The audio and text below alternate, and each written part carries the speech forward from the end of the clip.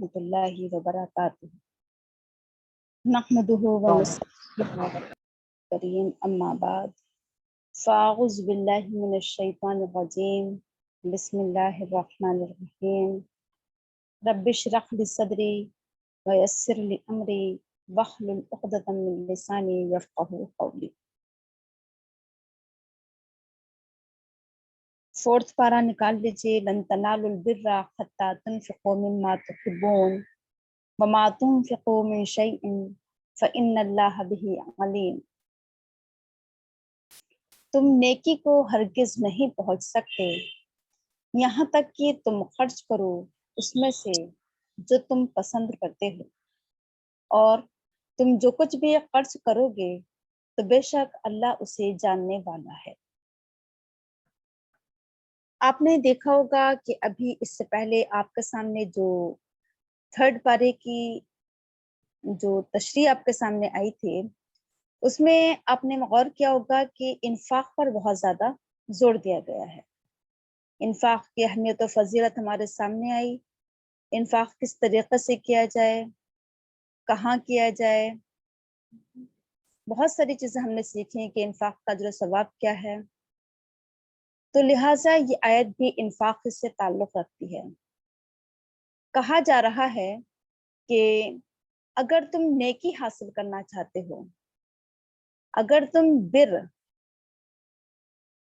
हासिल करना चाहते हो, अबरार लोगों में शामिल होना चाहते हो, तो कैसे शामिल हो सकते हो, कैसे नेकी को हासिल कर सकते हो? तो अल्लाह ताला ने बताया कि नेकी हासिल करने का तरीक़ा ये है कि तुम अल्लाह के रास्ते में अपनी पसंदीदा चीज़ें खर्च करो। जो चीज़ तुम्हें पसंद हो, जिस चीज़ से तुम मोहब्बत करते हो, वो तुम अल्लाह के रास्ते में खर्च करो। अगर हम गौर व फिक्र करें कि हम दुनिया में बहुत सारी चीज़ों से मोहब्बत करते हैं, बहुत सारी चीज़ों को पसंद करते हैं। जैसे अगर हम देखें तो एक तो हमारे अंदर मालो दौलत की बहुत ज़्यादा मोहब्बत पाई जाती है, एक हमारे अंदर औलाद की बहुत मोहब्बत पाई जाती है, एक हम अपनी ज़िंदगी से बहुत मोहब्बत करते हैं, अपने आप से, अपनी जान से बहुत ज़्यादा मोहब्बत करते हैं। इसके अलावा हम अपनी हर चीज़ से, अपने तालीम से मोहब्बत करते हैं, अपने करियर से, अपने उसे बिजनेस से, हर चीज़ से हमें बहुत ज़्यादा मोहब्बत होती है। तो कहा जा रहा है कि इन चीज़ों को क्या करो, अल्लाह के रास्ते में खर्च करो, इन चीज़ों को अल्लाह के रास्ते में लगा दो। तो हमें न सिर्फ ये मत सोचना कि इंफाक सिर्फ माल के ताल्लुक से होता है, कि सिर्फ माल अल्लाह के रास्ते में खर्च करना चाहिए, बल्कि हर वो चीज़ जो हमें पसंद है वो हम अल्लाह के रास्ते में खर्च करें। अगर हमारे पास मालो दौलत है तो हम मालो दौलत अल्लाह के रास्ते में खर्च करें। अगर हमारे पास कोई सलाहियत है, कोई हुनर है, कोई स्किल है, कोई टैलेंट है, तो हम उसे अल्लाह के रास्ते में खर्च करें। अगर हमारे पास वक्त है तो अल्लाह के रास्ते में खर्च करें। अगर हमारे पास इल्म है तो हम इल्म अल्लाह के रास्ते में खर्च करें। और अगर हमारे पास हमारी अपनी जिंदगी है तो हम अपनी जिंदगी अल्लाह के रास्ते में खर्च करें, अल्लाह के रास्ते में लगा दें। और अगर हमें नींद से बहुत मोहब्बत है, हम नींद को कुर्बान कर दें अल्लाह के रास्ते में। हमें आराम बहुत पसंद है तो हम आराम कुर्बान कर दें अल्लाह के रास्ते में। तो जब जब हम देखें कि जिस चीज की भी मोहब्बत हमारे दिल में घर करती जा रही है, हमें उस चीज को अल्लाह के रास्ते में लगाना होगा, उसे अल्लाह के रास्ते में खर्च करना होगा। अगर हमें अपनी औलाद से मोहब्बत है तो हमें अपनी औलाद को अल्लाह के रास्ते में लगाना होगा, खर्च करना होगा। तो बात आपके समझ में आ गई होगी कि इंफाक सिर्फ माल ही के खर्च करने को नहीं कहते हैं, बल्कि हर पसंदीदा चीज, हर महबूब चीज अल्लाह के रास्ते में खर्च कर देना, ये है इंफाक। और तभी इंसान नेकी को पहुंच सकता है, नेकी हासिल कर सकता है, नेकी की आला चोटी पर इंसान पहुंच सकता है। तो लिहाजा हमारी कोशिश होना चाहिए कि हम नेकी का कोई भी मौका नहीं छोड़ें। जब जब हम देखें कि हमें इस चीज से मोहब्बत होती जा रही है तो हम उससे अल्लाह के रास्ते में क्या कर दें, कुर्बान कर दें। اور چاہے ہم کتنی محبت کیوں نہ کریں، محبت کے باوجود اگر ہمارے دل میں مال کی محبت پائی جا رہی ہے تو مال کی محبت کے باوجود مال اللہ کے راستے میں خرچ کر دینا، ٹھیک ہے۔ جو سب سے زیادہ جو چیز پسند ہو، اس میں یہ بھی ہے کہ جیسے کل بھی یہ بات سامنے آئی تھی کہ جو خراب چیز ہو وہ چیز خرچ نہیں کرنا ہے، بلکہ جو چیز ہمیں پسند ہو وہ اللہ کے راستے میں خرچ کرنا ہے، کیونکہ ہم اللہ کے راستے میں دے رہے ہیں تو اللہ کے راستے میں دینے کے لیے ہمیں کیا کرنا ہوگا، اچھی سے اچھی چیز دینا ہوگی۔ اس کے بعد کہا جا رہا ہے کہ تم جو کچھ بھی خرچ کرو گے تو بے شک اللہ تعالیٰ اسے جاننے والا ہے، یعنی اللہ کے راستے میں تم کچھ بھی خرچ کرو گے، اللہ کے راستے میں تم کچھ بھی دو گے تو کیا ہوگا، اللہ تعالیٰ کو اس کے بارے میں معلوم ہو جائے گا، اللہ تعالیٰ اس کے بارے میں جان لے گا۔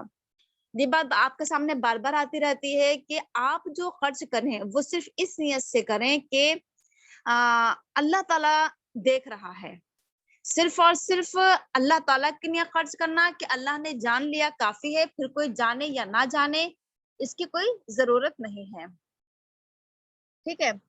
تو انفاق جو ہم کرتے ہیں وہ اللہ تعالیٰ کو معلوم ہوتا ہے کہ ہم کس جذبے سے کر رہے ہیں، کتنا خرچ کر رہے ہیں، تو لہٰذا اللہ کو حاضر الناظر جان کر ہمیں خرچ کرنا ہے۔ جیسے کل یہ بات آ رہی تھی نا بار بار کہ احسان نہیں جتانا ہے، تکلیف نہیں پہنچانا ہے، ریاکاری نہیں کرنا ہے، تو کیا کرنا ہے، اللہ تعالیٰ کو حاضر الناظر جان کر مال خرچ کرنا ہے۔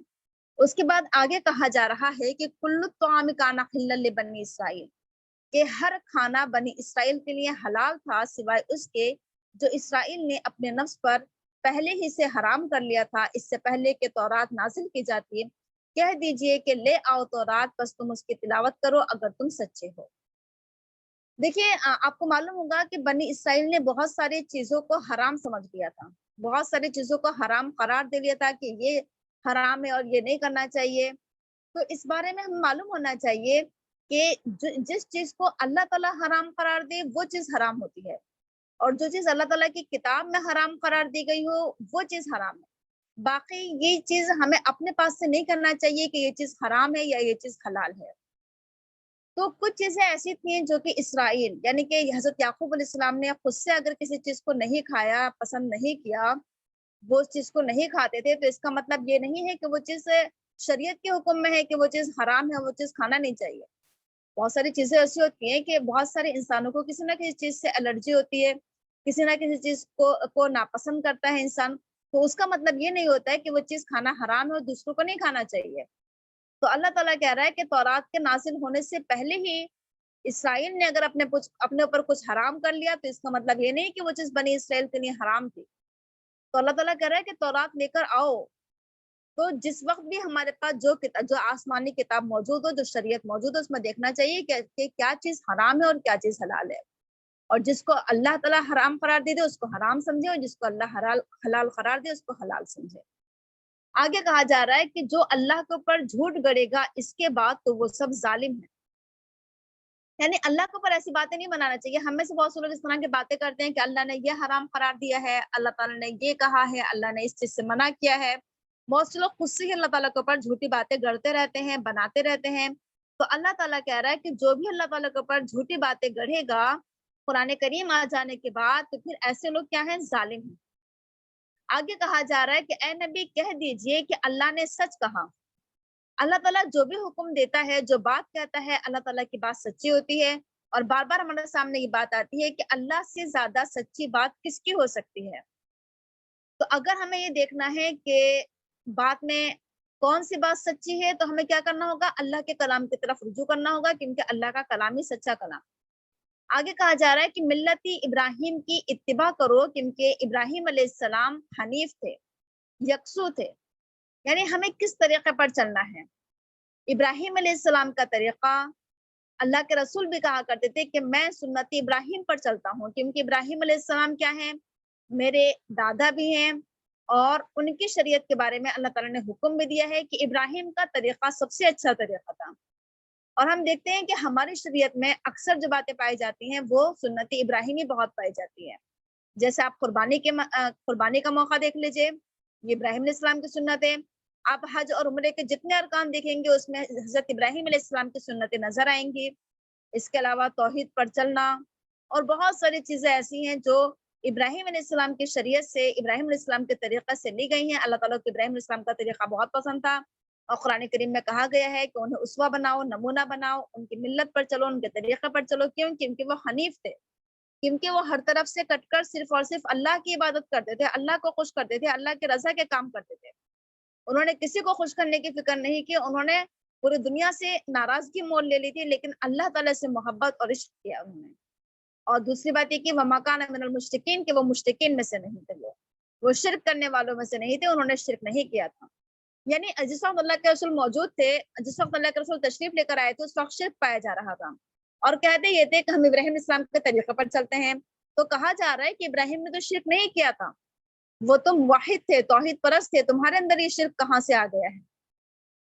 آگے کہا جا رہا ہے کہ انا اول بیت وضع للناس للذی ببکۃ، کہ سب سے پہلا گھر جو لوگوں کے لیے بنایا گیا مکہ میں، وہ بڑا بابرکت گھر ہے، اور وہ لوگوں سارے جہان والوں کے لیے ہدایت کا ذریعہ ہے. یہاں پر بیت اللہ کی تاریخ بتائی جا رہی ہے کہ اس دنیا میں سب سے پہلا گھر جو تعمیر ہوا ہے، وہ کون سا گھر تعمیر ہوا ہے؟ اللہ کا گھر. دنیا میں انسان کا آنے سے پہلے فرشتوں نے سب سے پہلے کعبے کی تعمیر کی تھی. بیت اللہ کے، اللہ کے گھر سب سے پہلے اس دنیا میں بنا تھا.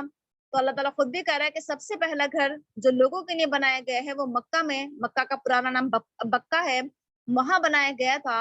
اور یہ بیت اللہ جو ہے یہ مبارک جگہ ہے، بابرکت جگہ ہے. یہاں پر اللہ تعالیٰ کی خیر و برکت نازل ہوتی ہے، اللہ تعالیٰ کی برکتیں ہزار ہیں. وہاں پر ہر چیز میں برکت پائی جاتی ہے، کھانے پینے میں، انسانوں میں، اور جس چیز کی بھی آپ دیکھ لیجیے، ہر چیز کی فراوانی ہے، زیادتی ہے، اور برکتیں ہی برکتیں ہیں.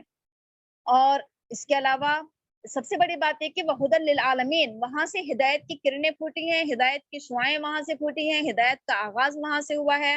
اللہ کے رسول کو وہاں مبعوث کیا گیا، قرآن کریم کا نزول وہاں پر ہوا. تو یہ سب سے بڑی بات ہے کہ اللہ تعالیٰ نے بیت اللہ کو، مکہ کو لوگوں کی ہدایت کا، سارے جہان والوں کے لیے ہدایت کا مرکز اور سینٹر بنایا. اور اس کے علاوہ فیہ آیات بینات، اس کے علاوہ بہت ساری نشانیاں ہیں، اس میں کھلی ہوئی نشانیاں ہیں.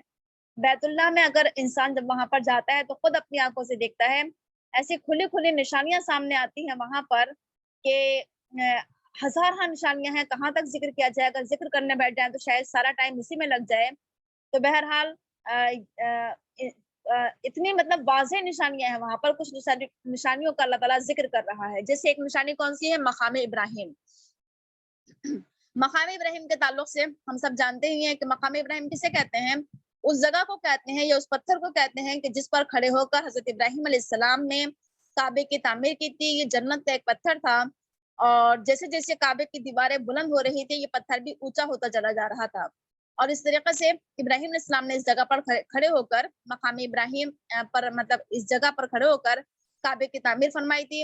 اور یہ جگہ آج تک موجود ہے مقام ابراہیم کے نام سے. اس میں حضرت ابراہیم علیہ السلام کے پیروں کے نشان آج تک موجود ہیں، اور لوگ اس کے اندر دیکھتے ہیں وہ پیروں کے نشان. بہرحال وہاں پر کھڑے ہو کر، وہاں پر نماز پڑھنے کا بھی حکم ہے کہ مقام ابراہیم پر کھڑے ہو کر ہم نماز پڑھیں، ابراہیم علیہ السلام کے اس واقعے کو یاد کریں کہ انہوں نے کس قدر محبت سے اللہ تعالیٰ کے گھر کی تعمیر کی تھی. اور پھر یہ ہے کہ ومن دخلہ کان آمنا، کہ جو بھی اس جگہ پر داخل ہو جاتا ہے وہ امن سے ہو جاتا ہے، سکون سے ہو جاتا ہے، اطمینان سے ہو جاتا ہے. وہاں پر جا کر انسان اپنی ساری ٹینشن، پریشانی اور مشکلات سب بھول جاتا ہے. جب وہاں پر داخل ہو جاتا ہے انسان اپنے گھر، اپنے بیوی بچے ہر ایک کو بھول جاتا ہے. اور وہاں پر یہ ہے کہ نہ کوئی کسی کو مار سکتا، نہ کوئی کسی کا قتل کا بدلہ لے سکتا، نہ لڑائی لڑ سکتا ہے، اور نہ کوئی چوری ڈکیتی، کسی بھی طریقے سے کسی بھی قسم کا وہاں پر کوئی خوف اور کوئی ڈر نہیں ہے، کوئی اندیشہ نہیں ہے، بلکہ چاروں طرف امن ہی امن اور سکون ہی سکون ہے. آگے کہا جا رہا ہے کہ لوگوں کو چاہیے کہ اللہ ہی کے لیے بیت اللہ کا حج کریں جو اس کے راستے کی استطاعت رکھتے ہوں. یعنی حج جو کرنا ہے بیت اللہ کا، وہ کس لیے کرنا ہے؟ وہ اس لیے نہیں کرنا ہے کہ لوگ ہمیں حاجی کہیں، ہمارے نام کے آگے الحاج لگ جائے، بلکہ کس لیے کرنا ہے؟ للہ، اللہ کے لیے خالص حج کرنا چاہیے. اللہ کی رضا کے لیے عبادت سمجھتے ہوئے حج کرنا ہے کہ اللہ تعالیٰ خوش ہو جائے. تو لوگوں کو پر یہ ہے کہ وہ بیت اللہ کا حج کریں، یعنی کہ فرض ہے. لیکن کس کے اوپر فرض ہے؟ من استطاع الیہ سبیلا، جس کے اندر اس استطاعت ہو اس راستے کی، یعنی کہ جس کے پاس اتنا مال ہو، اتنا پیسہ ہو کہ وہ سفر کر سکتا ہو، یا جس کے پاس صحت ہو، ہمت ہو، طاقت ہو، قوت ہو، اس کو چاہیے کہ وہ حج کرے. اس سے معلوم ہوا کہ حج یا عمرہ جو کرنا چاہیے وہ صحت کے موقع پر کرنا چاہیے، اس موقع پر نہیں جبکہ انسان بوڑھا ہو جائے، کمزور ہو جائے، حج کے ارکان ادا نہ کر سکے، بہتر یہی ہے کہ انسان صحت کی حالت میں حج کرے، اور اگر پیسہ ہے انسان کے پاس تو اس کے اوپر حج فرض ہو جاتا ہے کہ وہ ضرور حج کرے۔ لیکن اگر کسی نے انکار کر دیا، یا تو کھلا کھلا انکار کر دے حج کا، یا پھر پیسہ اور صحت ہونے کے باوجود بھی عملی طور پر حج نہ کرے، تو پھر اللہ تعالیٰ بے نیاز ہے سارے جہان والوں سے۔ حدیث میں بھی یہ بات آتی ہے نا کہ جس کے اوپر حج فرض ہے اور وہ پھر بھی حج نہ کرے، تو پھر وہ خواہ وہ یہودی ہو کر مرے یا نصرانی ہو کر مرے، اللہ کو اس کی کوئی فکر نہیں۔ تو وہی بات یہاں پر کہی جا رہی ہے۔ آگے کہا جا رہا ہے کہ اے نبی کہہ دیجئے کہ اہل کتاب تم اللہ کی آیات کا انکار کیوں کرتے ہو، حالانکہ اللہ گواہ ہے اس پر جو تم کرتے ہو۔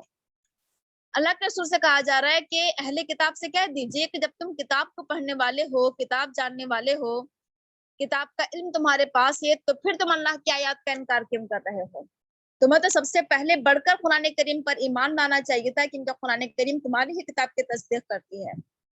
اللہ تعالیٰ تمہارے ایک ایک عمل پر گواہ ہے، دیکھ رہا ہے۔ کہہ دیجیے اہل کتاب سے کہ تم اللہ کے راستے سے کیوں روکتے ہو اسے جو ایمان لے آیا، تم اس کے راستے میں ٹیڑھ تلاش کرتے ہو، حالانکہ تم گواہ ہو اور اللہ تعالیٰ تمہارے اعمال سے غافل نہیں ہے۔ اہل کتاب خود بھی قریب نہیں آ رہے تھے اللہ کے رسول کو، قرآن کو، دوسروں کو بھی اللہ کے راستے سے روک رہے تھے۔ کچھ لوگوں سے تو صاف صاف منع کرتے تھے، اور کچھ لوگوں کے بیچ میں شک پیدا کرتے تھے کہ پتہ نہیں ہے یہ نبی، یہ رسول سچا ہے یا نہیں، ہمیں نہیں پتا۔ اس سے دوسرے لوگ کنفیوز ہو جاتے تھے کہ جب یہ اتنے پڑھے لکھے لوگ، تورات اور انجیل کو جاننے والے یا عالم لوگ جب یہی پیچھے ہٹ رہے ہیں تو ہم کیسے ایمان لے کر آئیں؟ تو کہا جا رہا ہے کہ تم نے کیا کیا؟ ٹیڑھ تلاش کی، تم نے کمیاں ڈھونڈی تم نے دین اسلام میں، قرآن کریم میں، اللہ کے رسول میں، حالانکہ تم کیا ہو؟ گواہ ہو، یعنی کہ تمہارے پاس گواہی موجود ہے تورات کی شکل میں، انجیل کی شکل میں۔ تو اللہ تعالیٰ تمہارے کسی بھی عمل سے غافل نہیں ہے، تمہارے سخت پکڑ ہونا ہے۔ اے ایمان والو، اگر تم نے اہل کتاب میں سے کسی گروہ کی اطاعت کی تو وہ تمہارے ایمان کے بعد تمہیں کفر کی حالت میں لوٹا دیں گے۔ یعنی ایمان والوں کے لیے ضروری ہوتا ہے کہ ایمان لانے کے بعد پھر وہ کسی کی اطاعت نہ کریں۔ اہل کتاب کی بھی اطاعت کرنے سے منع کر دیا گیا کہ یہ مت سوچنا کہ یہ اہل کتاب ہے یا عالم ہے، یہ پڑھے لکھے ہیں تو ان کی بات مان لیں، نہیں، کسی کی اطاعت نہیں کرنا ہے۔ کیوں اہل کتاب کی اطاعت کیوں نہیں؟ کیونکہ یہ تو یہ چاہتے ہیں کہ تم ایمان کے بعد کفر کی حالت میں لوٹ جاؤ، یعنی یہ تمہارے ہمدرد یا خیرخواہ نہیں ہے، یہ تمہارے خلاف دل میں دشمنی رکھتے ہیں، نفرت رکھتے ہیں۔ آگے کہا جا رہا ہے کہ تم کیسے انکار کر سکتے ہو حالانکہ تمہارے پر اللہ کی کتاب، اللہ کی آیات تلاوت کی جاتی ہیں اور تم میں اس کا رسول موجود ہے، اور جو اللہ تعالیٰ کو مضبوطی کے ساتھ تھام لے گا تو اس کی صراط مستقیم کی طرف ہدایت فرما دی گئی ہے۔ یعنی اللہ تعالیٰ حیرت کا اظہار کر رہا ہے کہ جس کے پاس اللہ کی آیات موجود ہوں، جس کے پاس قرآن موجود ہے، جسے قرآن پڑھ کر سنایا بھی جا رہا ہے، اللہ کے رسول موجود ہیں اس وقت، اور اگر اس وقت موجود نہیں ہے تو اللہ کے رسول کی تعلیمات موجود ہیں، آپ کی احادیث موجود ہیں، اس کے باوجود بھی اگر کوئی انکار کرے تو پھر اس کے اوپر حیرت ہو رہی ہے، تعجب ہے۔ آگے اللہ تعالیٰ کہہ رہا ہے کہ اللہ تعالیٰ کو مضبوطی کے ساتھ تھام لو، پکڑ لو، اور جس نے اللہ کو پکڑ لیا تو وہ صراط مستقیم کی طرف اس نے ہدایت پا لی۔ اے ایمان والو، اللہ سے ڈرو جیسا کہ اس سے ڈرنے کا حق ہے، اور تمہیں موت نہ آئے مگر یہ کہ اس حال میں کہ تم مسلمان ہو، یعنی کہ تم موت تک اسلام پر چلتے رہنا، موت بھی تمہیں اسلام کی حالت میں آئے، آخری وقت تک اسلام پر تم کیا رہنا؟ قائم رہنا، اور آخر وقت تک اللہ تعالیٰ سے ڈرتے ہوئے زندگی گزارنا۔ آگے کہا جا رہا ہے کہ اللہ کی رسی کو تم سب مل کر مضبوطی کے ساتھ تھام لو۔ اللہ کی رسی سے مراد ایک تو یہ کہ قرآن کریم ہے، کیونکہ حدیث میں بھی کہا گیا ہے کہ قرآن کریم ایک ایسی رسی ہے جس کا ایک سرا اللہ کے ہاتھ میں اور دوسرا سرا بندے کے ہاتھ میں ہوتا ہے۔ اس رسی کے ذریعے بندہ اللہ تک پہنچ جاتا ہے۔ تو یہ قرآن کریم وہ حبل اللہ ہے کہ جس کے ذریعے بندہ خدا تک پہنچتا ہے، خدا کو حاصل کر لیتا ہے، خدا کو تلاش کر لیتا ہے، اللہ تعالیٰ سے رشتہ مضبوط ہو جاتا ہے، اللہ کے قریب ہو جاتا ہے۔ تو کہا جا رہا ہے کہ سب مل کر قرآن کو مضبوطی کے ساتھ تھام لو، قرآن پر عمل پیرا ہو جاؤ، قرآن سے اپنا رشتہ مضبوط کر لو۔ اور یہ بھی مراد ہو سکتا ہے کہ تم سب مل کر کیا کرو؟ اسلام پر چلو، اسلام کا دامن یا اسلام کا جھنڈے کے نیچے تم سب آ جاؤ۔ آگے کہا جا رہا ہے کہ تم سب مسلمان بن کر زندگی کرو، ولا تفرقو، فرقہ پرستی نہ کرو، ٹکڑے ٹکڑے نہ ہو جاؤ، الگ الگ نہ ہو جاؤ، پارا پارا نہ ہو جاؤ تم سب۔ یعنی کہ ایک تو یہ کہ ہمیں آپس میں یہ نہیں بنانا چاہیے کہ آپ بہت سارے فرقے بنا لیں، فرقہ پرستی سے بچنا چاہیے، ٹکڑے ٹکڑے نہ ہو جائے، سب کو متحد ہونا ہے، متفق ہونا ہے۔ آگے کہا جا رہا ہے کہ یاد کرو اللہ کی اس نعمت کو جو اس نے تمہارے پر کی، جبکہ تم سب آپس میں دشمن تھے تو اس نے تمہارے دلوں میں الفت پیدا کر دی، تمہارے دلوں کو جوڑ دیا، تم اللہ کے احسان سے آپس میں بھائی بھائی بن گئے، اور حالانکہ تم جہنم کے گڑھے کے کنارے پر پہنچ چکے تھے تو اس نے تمہیں نجات دی اس سے۔ اسی طرح اللہ تعالیٰ تمہارے لیے اپنی آیات کھول کھول کر بیان کرتا ہے تاکہ تم ہدایت پا جاؤ۔ اللہ تعالیٰ کے اس احسان کو یاد کرنا چاہیے، بلکہ اللہ تعالیٰ کے تو ہر احسان کو یاد کرنا چاہیے۔ ایک احسان اس کا یہ بھی ہے کہ اسلام کے آنے سے پہلے، قرآن کے آنے سے پہلے، اللہ کے رسول کے آنے سے پہلے تمام انسان آپس میں ایک دوسرے کے دشمن تھے، لڑتے رہتے تھے، جنگیں جاری رہتی تھی آپس میں۔ لیکن جب قرآن کریم آیا تو انسانوں کے بیچ میں محبت پیدا ہو گئی، الفت پیدا ہو گئی، اور ایسی محبت پیدا ہو گئی کہ آپس میں بھائی بھائی بن گئے۔ آپ نے پڑھا ہوگا انصار اور مہاجرین کا واقعہ کہ کس طریقے سے آپس میں دونوں نے اپنے انصار اور مہاجرین نے اخوت و بھائی چارگی کی ایسی مثال پیش کی کہ اپنے گھر کو بھی آدھا آدھا کر لیا، اور اپنے کاروبار، اپنے کھیت، اپنے باغات سب دونوں نے آدھے آدھے کر لیے۔ یہاں تک کہ جب مہاجرین ہجرت کر کے گئے تو اپنے بیویوں کو طلاق دی کہ تم ان سے شادی کر لو۔ تو یہ اس طریقے سے اللہ تعالیٰ نے ان کے بیچ میں الفت اور محبت پیدا کر دی، کس کے بیچ میں؟ جو ایک دوسرے کے جان کے دشمن بنے ہوئے تھے اسلام کے آنے سے پہلے۔ تو اسلام کا یہ فیضان ہے کہ اسلام مسلمانوں کے بیچ میں محبت و الفت پیدا کر دیتا ہے۔ اسلام کے آنے سے پہلے لوگ بالکل تباہی کے آخری کنارے پر پہنچ چکے تھے، جہنم کے دہانے پر کھڑے ہوئے تھے۔ اسلام آیا، اللہ کے رسول آئے تو جہنم سے نجات ملی انہیں۔ اللہ تعالیٰ کتنی کھول کھول کر اپنی آیات بیان کر رہا ہے، کیوں؟ تاکہ لوگ ہدایت پا جائیں۔ آگے کہا جا رہا ہے کہ تم میں ایک جماعت ایسی ہونا چاہیے جو کیا کرے؟ تم میں ایک جماعت ایسی ہونا چاہیے جو خیر کی طرف دعوت دے، نیکیوں کا حکم دے، برائیوں سے روکے، اور یہی لوگ کامیاب لوگ ہیں۔ اللہ تعالیٰ بار بار اس بات کو کہتا ہے کہ تمہارے بیچ میں ایک گروہ ایسا ہو، ایک جماعت ایسی ہو، ایک ٹولی ایسی ہونا چاہیے جو خیر کی طرف بلائے۔ خیر سے کیا مراد ہے؟ تمام اچھے کام، تمام نیک کام، بھلے کام، اور خصوصی طور پر قرآن کریم بھی کیا ہے؟ خیر ہے۔ تو خیر کی طرف دعوت دینا یعنی کہ قرآن کریم کی طرف دعوت دینا، اور اسلام بھی خیر اور بھلائی کا سرچشمہ ہے۔ اسلام کی طرف بلانا، لوگوں کو اچھے کاموں کی طرف بلانا، نیکیوں کو حکم دینا، لوگوں کو برائیوں سے روکنا۔ اس کے لیے کیا ہونا چاہیے؟ ہمیں ایک جماعت بنانا چاہیے، ہمیں اپنا ایک گروپ بنانا چاہیے، ایک ٹولی، ایک آرگنائزیشن، ایک تنظیم بنانا چاہیے ہمیں اس کام کے لیے کہ جس میں کیا ہو؟ قرآن و حدیث کی دعوت دی جائے، امر بالمعروف نہی عن المنکر کا فریضہ انجام دیا جائے۔ تو ایسے ہی لوگوں کے بارے میں کہا جا رہا ہے کہ ایسے ہی لوگ کامیاب لوگ ہیں۔ تو اگر اس طرح کی کہیں پر جماعت پائی جا رہی ہے کہ جو لوگ دین کی اقامت کے لیے کوشاں ہیں، دین کے سربلندی کے لیے محنت کر رہے ہیں، تو ہمیں ایسی جماعت میں جا کر ملنا چاہیے، ایسی جماعت میں شامل ہونا چاہیے جو خیر کے کام کر رہے ہوں، جو بھلائی کے کام کر رہے ہوں، جو قرآن کی دعوت دے رہے ہوں۔ ایسے لوگوں سے ان کے ہم ربط میں رہیں، ان سے اپنا ربط کریں، ان سے جڑیں۔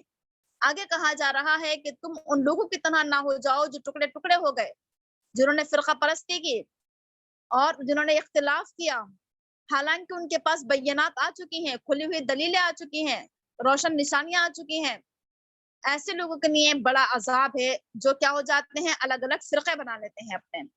آخرت میں کچھ لوگوں کے چہرے تو روشن ہوں گے اور کچھ کے چہرے سیاہ ہوں گے۔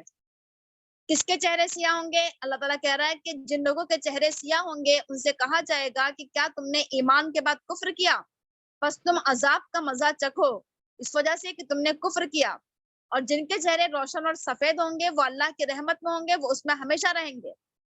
یعنی ہم سب جانتے ہیں نا کہ چہرے سے انسان کے حالات کا معلوم ہو جاتا ہے کہ جن لوگوں کے چہرے روشن ہوتے ہیں، چمکدار ہوتے ہیں، تو پتہ ہوتا ہے کہ ان کے بڑے آسودہ حالات میں ہیں، بڑے خوشحال ہیں یہ لوگ۔ اور جن کا چہرے پر سیاہی ہوتی ہے، دھول ہوتی ہے، تھکن ہوتی ہے، تو معلوم ہوتا ہے کہ یہ بہت ہی زیادہ حالات کے مارے ہوئے لوگ ہیں۔ تو چہرے سے معلوم ہو جاتا ہے۔ اسی طریقے سے آخرت میں معلوم ہو جائے گا، جو جنتی لوگ ہوں گے ان کے چہرے روشن ہوں گے، معلوم ہو جائے گا کہ جنت میں جانے والے لوگ ہیں۔ جو جہنمی ہوں گے ان کو خود معلوم ہوگا کہ اب ہمیں کیا ہونا ہے، جہنم سے دو چار ان کے چہرے پر ہوائیاں اڑ رہی ہوں گی، ان کے چہرے کالے پڑ گئے ہوں گے ٹینشن سے اور فکر سے، ان کے چہرے پر دھول اڑ رہی ہوگی۔ تو یہ اللہ تعالیٰ کی آیات ہیں، ہم اسے تمہارے پر حق کے ساتھ تلاوت کر رہے ہیں، اور اللہ تعالیٰ جہان والوں پر ظلم کا ارادہ نہیں کرتا ہے۔ یعنی اللہ تعالیٰ نے آیات اس لیے نازل کی تاکہ کسی کے اوپر ظلم نہ ہو سکے، زیادتی نہ ہو سکے۔ اللہ تعالیٰ کا احسان ہے کہ اللہ تعالیٰ نے ہمارے اوپر آیات نازل کی۔ اللہ ہی کے لیے ہے جو کچھ آسمانوں میں ہے، جو کچھ زمین میں ہے، تو اللہ کی حکومت اور ملکیت ہے۔ اللہ ہی کی طرف تمام معاملات لوٹائے جاتے ہیں۔ تمام انسانوں کو بھی اللہ کی طرف لوٹنا ہے، تمام انسانوں کے اعمال بھی اللہ کی طرف جا رہے ہیں۔ اور ہر معاملہ ہمیں اللہ کی طرف لوٹانا چاہیے، اپنے اوپر نہیں لینا چاہیے کہ ہم کسی کے جنتی اور جہنمی ہونے کے فیصلے کریں، یا ہم کسی کے بارے میں کفر کے فتوے لگائیں، یا کوئی ہمارے ساتھ نقصان پہنچائے تو ہم اس سے بدلہ لیں، بلکہ کہا جا رہا ہے کہ سب کچھ اللہ کی طرف لوٹا دو۔ آگے پھر دوبارہ اسی بات کو کہا جا رہا ہے کہ تم بہترین امت ہو، لوگوں کے لیے نکالی گئی ہو، لوگوں کے لیے برپا کی گئی ہو، تم نیکی کا حکم دیتی ہو، برائی سے روکتی ہو، اللہ پر ایمان رکھتی ہو۔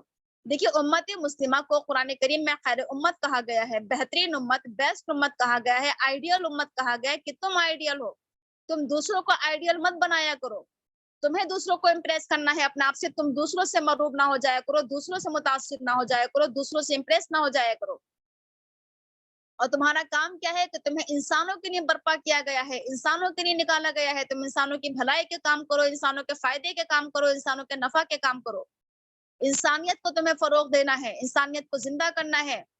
آگے کہا جا رہا ہے کہ تمہیں کیا کرنا ہے، نیکی کا حکم دینا ہے لوگوں کو، بھلائیوں کا، اچھائیوں کا، اچھے کاموں کا، اور برائیوں سے روکنا ہے، غلط کاموں سے روکنا ہے، لیکن شرط یہ ہے کہ تم خود بھی اللہ پر ایمان رکھو، ایمان کی حالت میں یہ تمام کام تم کرو، اور اس یقین کے ساتھ یہ کام کرو کہ تمہارے کام صرف اور صرف اللہ کے لیے ہو، اللہ کی اطاعت کے پیش نظر ہو، اور اللہ تعالیٰ تمہارے اعمال دیکھ رہا ہے، تو اللہ پر ایمان اور یقین کے ساتھ تمہیں اس کام کو انجام دینا ہے، خود بھی ایمان رکھنا ہے اور دوسروں کو بھی اس طرف تمہیں بلانا ہے۔ آگے کہا جا رہا ہے کہ اگر اہل کتاب ایمان لے آتے تو ان کے لیے کتنا بہتر ہوتا۔ اللہ تعالیٰ مطلب ایک طریقے سے اس میں کہا جائے کہ اللہ تعالیٰ کی خواہش ہے کہ کاش کے لوگ ایمان لے آئیں، کیونکہ ایمان ہی بہترین چیز ہے، لیکن حال یہ ہے کہ ان میں سے کچھ لوگ مومن ہیں لیکن اکثر فاسق ہیں، نافرمان ہیں۔ یہ پورے دنیا کا حال ہے کہ دنیا میں اگر دیکھا جائے تو چند ہی لوگ ایسے ہیں جو حقیقی طور پر ایمان والے ہیں، اکثریت کا جو حال ہے وہ کیا ہے کہ اکثریت فسق و فجور میں پڑی ہوئی ہے۔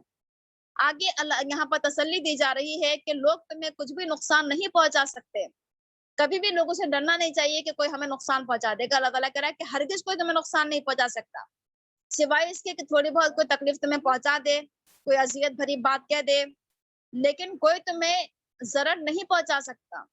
اگر لوگ تم سے جنگ لڑیں گے تو پیٹ پھیر کر بھاگ جائیں گے۔ بتانا یہ مقصود ہے یہاں پر کہ ایمان والوں کے ساتھ اللہ کی طاقت ہوتی ہے، مومنین کے ساتھ، مسلمانوں کے ساتھ اللہ تعالیٰ ہوتا ہے، تو کبھی بھی مسلمانوں کو یا مومنین کو ڈرنا نہیں چاہیے کہ کوئی ہمیں نقصان پہنچا دے گا، ان کو یقین ہونا چاہیے کہ ہمارے ساتھ اللہ ہے، ہمارے ساتھ اسلام کی طاقت ہے، ہمارے ساتھ ایمان کی طاقت ہے، ہمارے ساتھ قرآن کی طاقت ہے، تو مسلمانوں کو بالکل نہیں ڈرنا چاہیے کسی سے، کیونکہ لوگ اگر ہم سے لڑیں گے تو کیا ہوں گے، پیٹ پھیر کر بھاگ لیں گے، کیونکہ باطل پرست جو لوگ ہوتے ہیں بزدل ہوتے ہیں، پست ہمت ہوتے ہیں، ان کی کوئی مدد نہیں کرتا ہے۔ ایمان والوں کی مدد اللہ تعالیٰ کرتا ہے، فرشتوں کے ذریعے کرتا ہے، کبھی کسی ذریعے سے، لیکن ان کی کوئی مدد نہیں کرتا ہے، ان کے اوپر ذلت تھوپ دی گئی ہے، جہاں کہیں بھی وہ پائے جاتے ہیں ان کو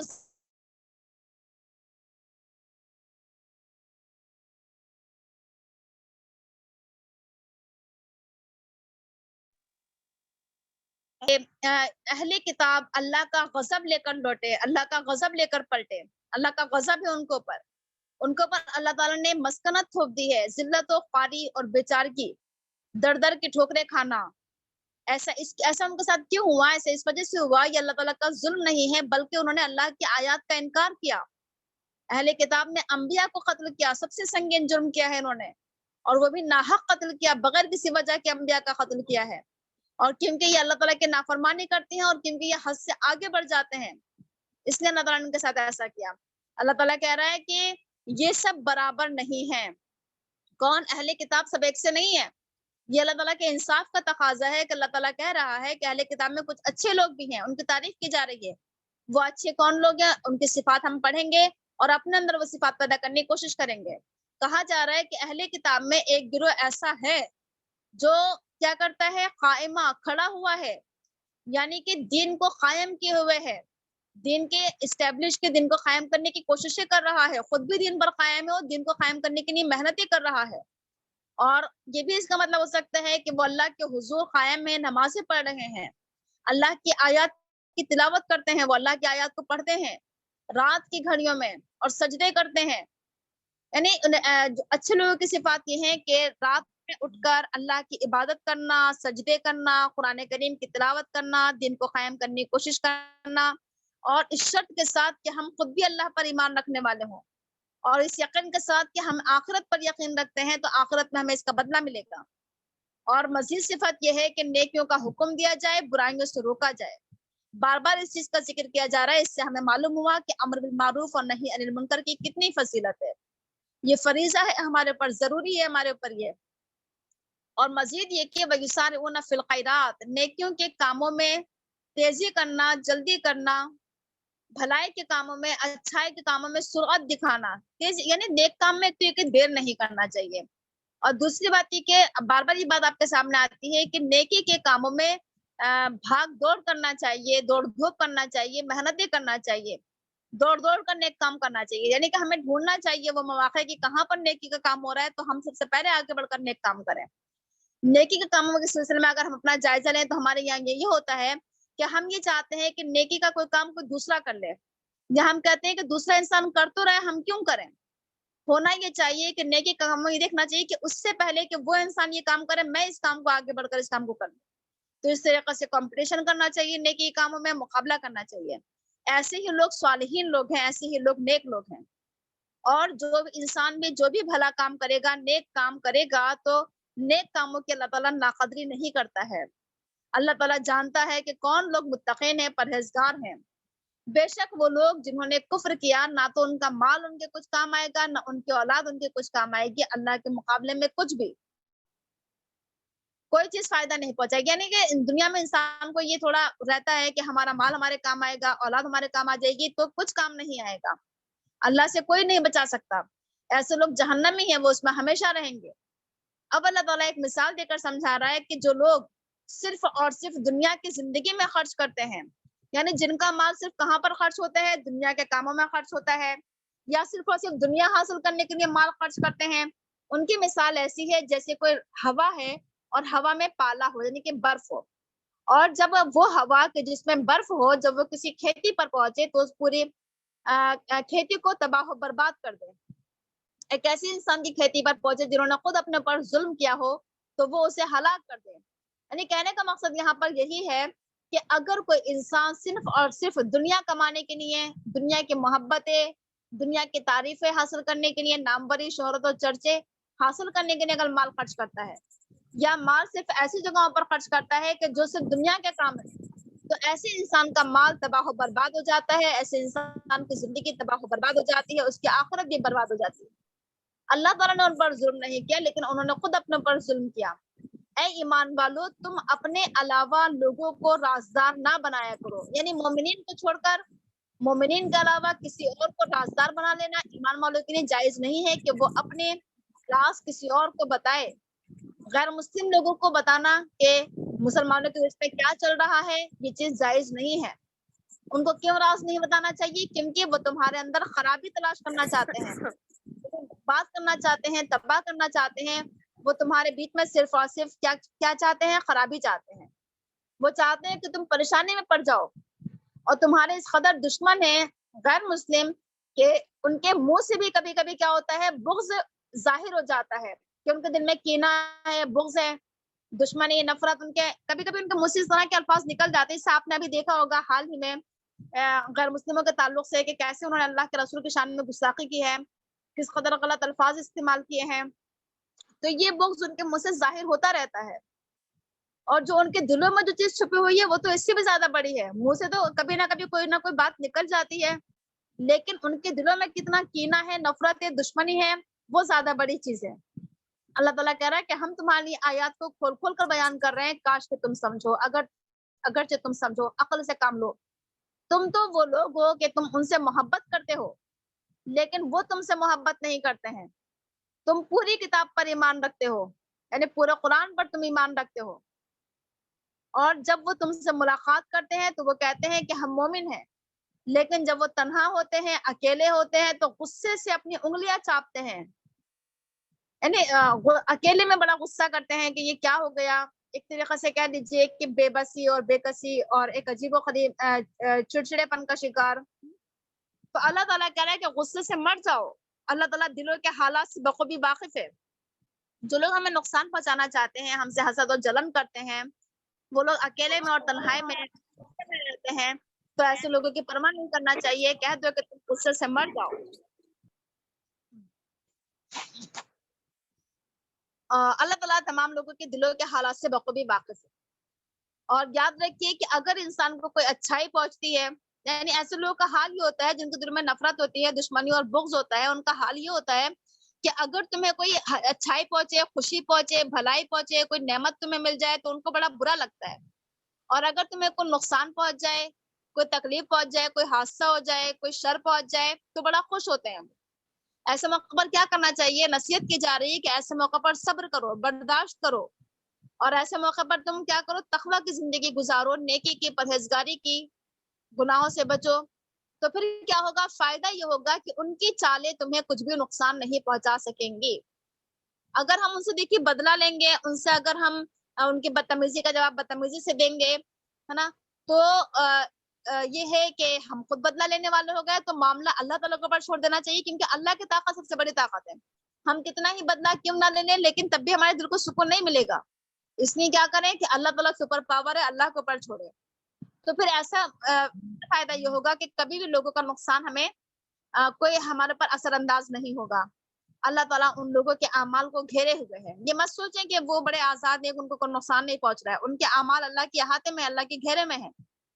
اب آگے یہاں پر بتایا جا رہا ہے، یہاں پر اس آیت سے جنگ احد کے بارے میں ایک تھوڑا سا نقشہ کھینچا ہے کہ جب تم صبح میں نکلے اپنے گھروں سے اور تم مومنین کو، ایمان والوں کو جنگ کے لیے بیٹھنے کی جگہیں مقرر کر رہے تھے، بتا رہے تھے، اللہ تعالیٰ سننے والا جاننے والا ہے۔ اس میں پتہ چلا کہ جنگ احد کے لیے جب مسلمان نکلے تو اللہ کے رسول کے اندر بڑے قائدانہ صفات پائی جاتی تھی، یعنی کہ جنگ کے بارے میں پوری نالج تھی اللہ کے رسول کو، نہ صرف کہ اللہ کے رسول صرف دین کے بارے میں نالج رکھتے تھے بلکہ دنیا کی بہت نالج تھی، جنگ کے بارے میں بڑی مہارت رکھتے تھے کہ کس انسان کو کہاں پر کھڑا ہونا ہے، کون لوگ کہاں پر فٹ بیٹھیں گے، کس جگہ سے کس کو کہاں سے حملہ کرنا ہے، یہ تمام باتیں اللہ کے رسول قدر چالاکی اور دانش مندی کے ساتھ اور بڑی دانائی سوجھ بوجھ کے ساتھ انجام دیتے تھے کہ باقی اللہ کے رسول کے اندر نہ صرف ایک دینی صفات تھی بلکہ دنیاوی صفات بھی پائی جاتی تھی۔ اللہ تعالیٰ سننے والا جاننے والا ہے۔ اس سے پتہ چلا ہے کہ جو مسلمانوں کا امیر ہو، جو بڑا لیڈر ہو، اس کو چاہیے کہ وہ مسلمانوں کی اچھی طریقے سے تقسیم کرے کہ کس کے اندر کون سی صلاحیت ہے تو کس کے کون سی ذمہ داری دینا ہے، کس انسان کو کہاں کھڑا کرنا ہے، اس سے کیا کام لینا ہے، یہ صفت ہونا چاہیے۔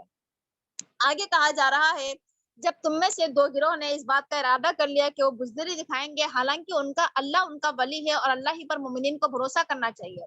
آپ کو معلوم ہی ہوگا جنگ احد کے بارے میں آپ پڑھ لینا سیرت میں جا کر کہ منافقین نے کیا کر دیا تھا، بیچ میں سے راستے میں سے الگ ہو گئے تھے عبداللہ بن ابی 300 منافقین کو لے کر، اور 1000 میں سے پھر 700 مسلمان بچے تھے۔ اس سے کیا ہوا؟ مسلمانوں کے اندر بزدلی آ گئی تھی، کچھ مسلمان دو گروہ ایسے تھے جنہوں نے چاہا کہ ہم بھی واپس چلے جائیں، پیچھے چلے جائیں، کیونکہ اتنے مسلمان تو کم ہو گئے، اتنے لوگ تو کم ہو گئے، ہم اکیلے کیا کر پائیں گے۔ تو اللہ تعالیٰ کو جواب دیا کہ اللہ پر بھروسہ کرنا چاہیے ایمان والوں کو، اپنی تعداد پر نہیں کہ ہماری تعداد زیادہ ہوگی تو ہم جیتیں گے، بلکہ اگر اللہ کی طاقت ہے تو کیا ہو سکتا ہے۔ اللہ تعالیٰ بتا رہا ہے کہ اللہ تعالیٰ نے بدر میں بھی تمہاری مدد کی تھی، بدر کے موقع پر تو اس سے بھی زیادہ کم لوگ تھے، صرف 313 مسلمان تھے۔ جب 313 مسلمان 1000 کفار کے اوپر غالب آ سکتے ہیں تو اللہ تعالیٰ جنگ احد میں تمہاری مدد کیوں نہیں کرے گا؟ حالانکہ اس موقع پر جنگ بدر کے موقع پر تم بڑے کمزور تھے، تمہارے پاس ہتھیار بھی نہیں تھے، جانور بھی نہیں تھے، بس اللہ تعالیٰ سے ڈرو تاکہ تم کیا ہو، اللہ کا شاید کہ تم اللہ تعالیٰ کا شکر ادا کرو۔ ٹھیک ہے، تو اللہ تعالیٰ سے ڈر کر اور اللہ تعالیٰ کا شکر ادا کرتے ہوئے، اللہ تعالیٰ کا بھروسہ رکھتے ہوئے انسان کو زندگی گزارنا چاہیے۔ 3 صفت اپنے اندر پیدا کریں ہم، توکل، تقویٰ اور شکر۔ آگے کہا جا رہا ہے اللہ کے رسول نے سمجھایا مسلمانوں کو، اللہ تعالیٰ بتا رہا ہے کہ جب تم مومنین سے کہہ رہے تھے، کیا کہہ رہے تھے کہ کیا اللہ تعالیٰ تمہاری 3000 فرشتوں کے ذریعے مدد کرے گا، کیا یہ بات تمہارے لیے کافی نہیں ہے کہ آسمان سے تمہارے لیے 3000 فرشتے اترے؟ کیوں نہیں؟ اگر تم صبر کرو اور اگر تم اللہ سے ڈرو تو وہ فوراً ہی تمہارے اوپر 3000 تو کیا 5000 فرشتے نازل کر دے گا، نشان زدہ کہ کون سے فرشتہ کسے مارے گا یہ تک اللہ تعالیٰ مقرر کر کے بھیج دے گا۔ تو کیا ہونا چاہیے؟ انسان کو استقامت کا ثبوت دینا چاہیے، صبر یعنی کہ ایک جگہ پر جمع رہے اور ڈٹا رہے اور اللہ سے ڈرے تو اللہ تعالیٰ 3000 تو کیا 5000 فرشتوں سے مدد کر سکتا ہے۔ تو اس لیے انسان کو کبھی بھی ڈرنا اور گھبرانا نہیں چاہیے۔ تو اس بات کو اللہ تعالیٰ نے مسلمانوں کے لیے خوشخبری بنایا، لوگوں کے دلوں کو اطمینان نصیب ہوا، اور اللہ تعالیٰ کہہ رہا ہے کہ مدد تو صرف اللہ ہی کے پاس سے آتی ہے، کوئی کسی کی مدد نہیں کر سکتا، کیونکہ اللہ تعالیٰ غالب ہے، اللہ تعالیٰ حکمت والا ہے۔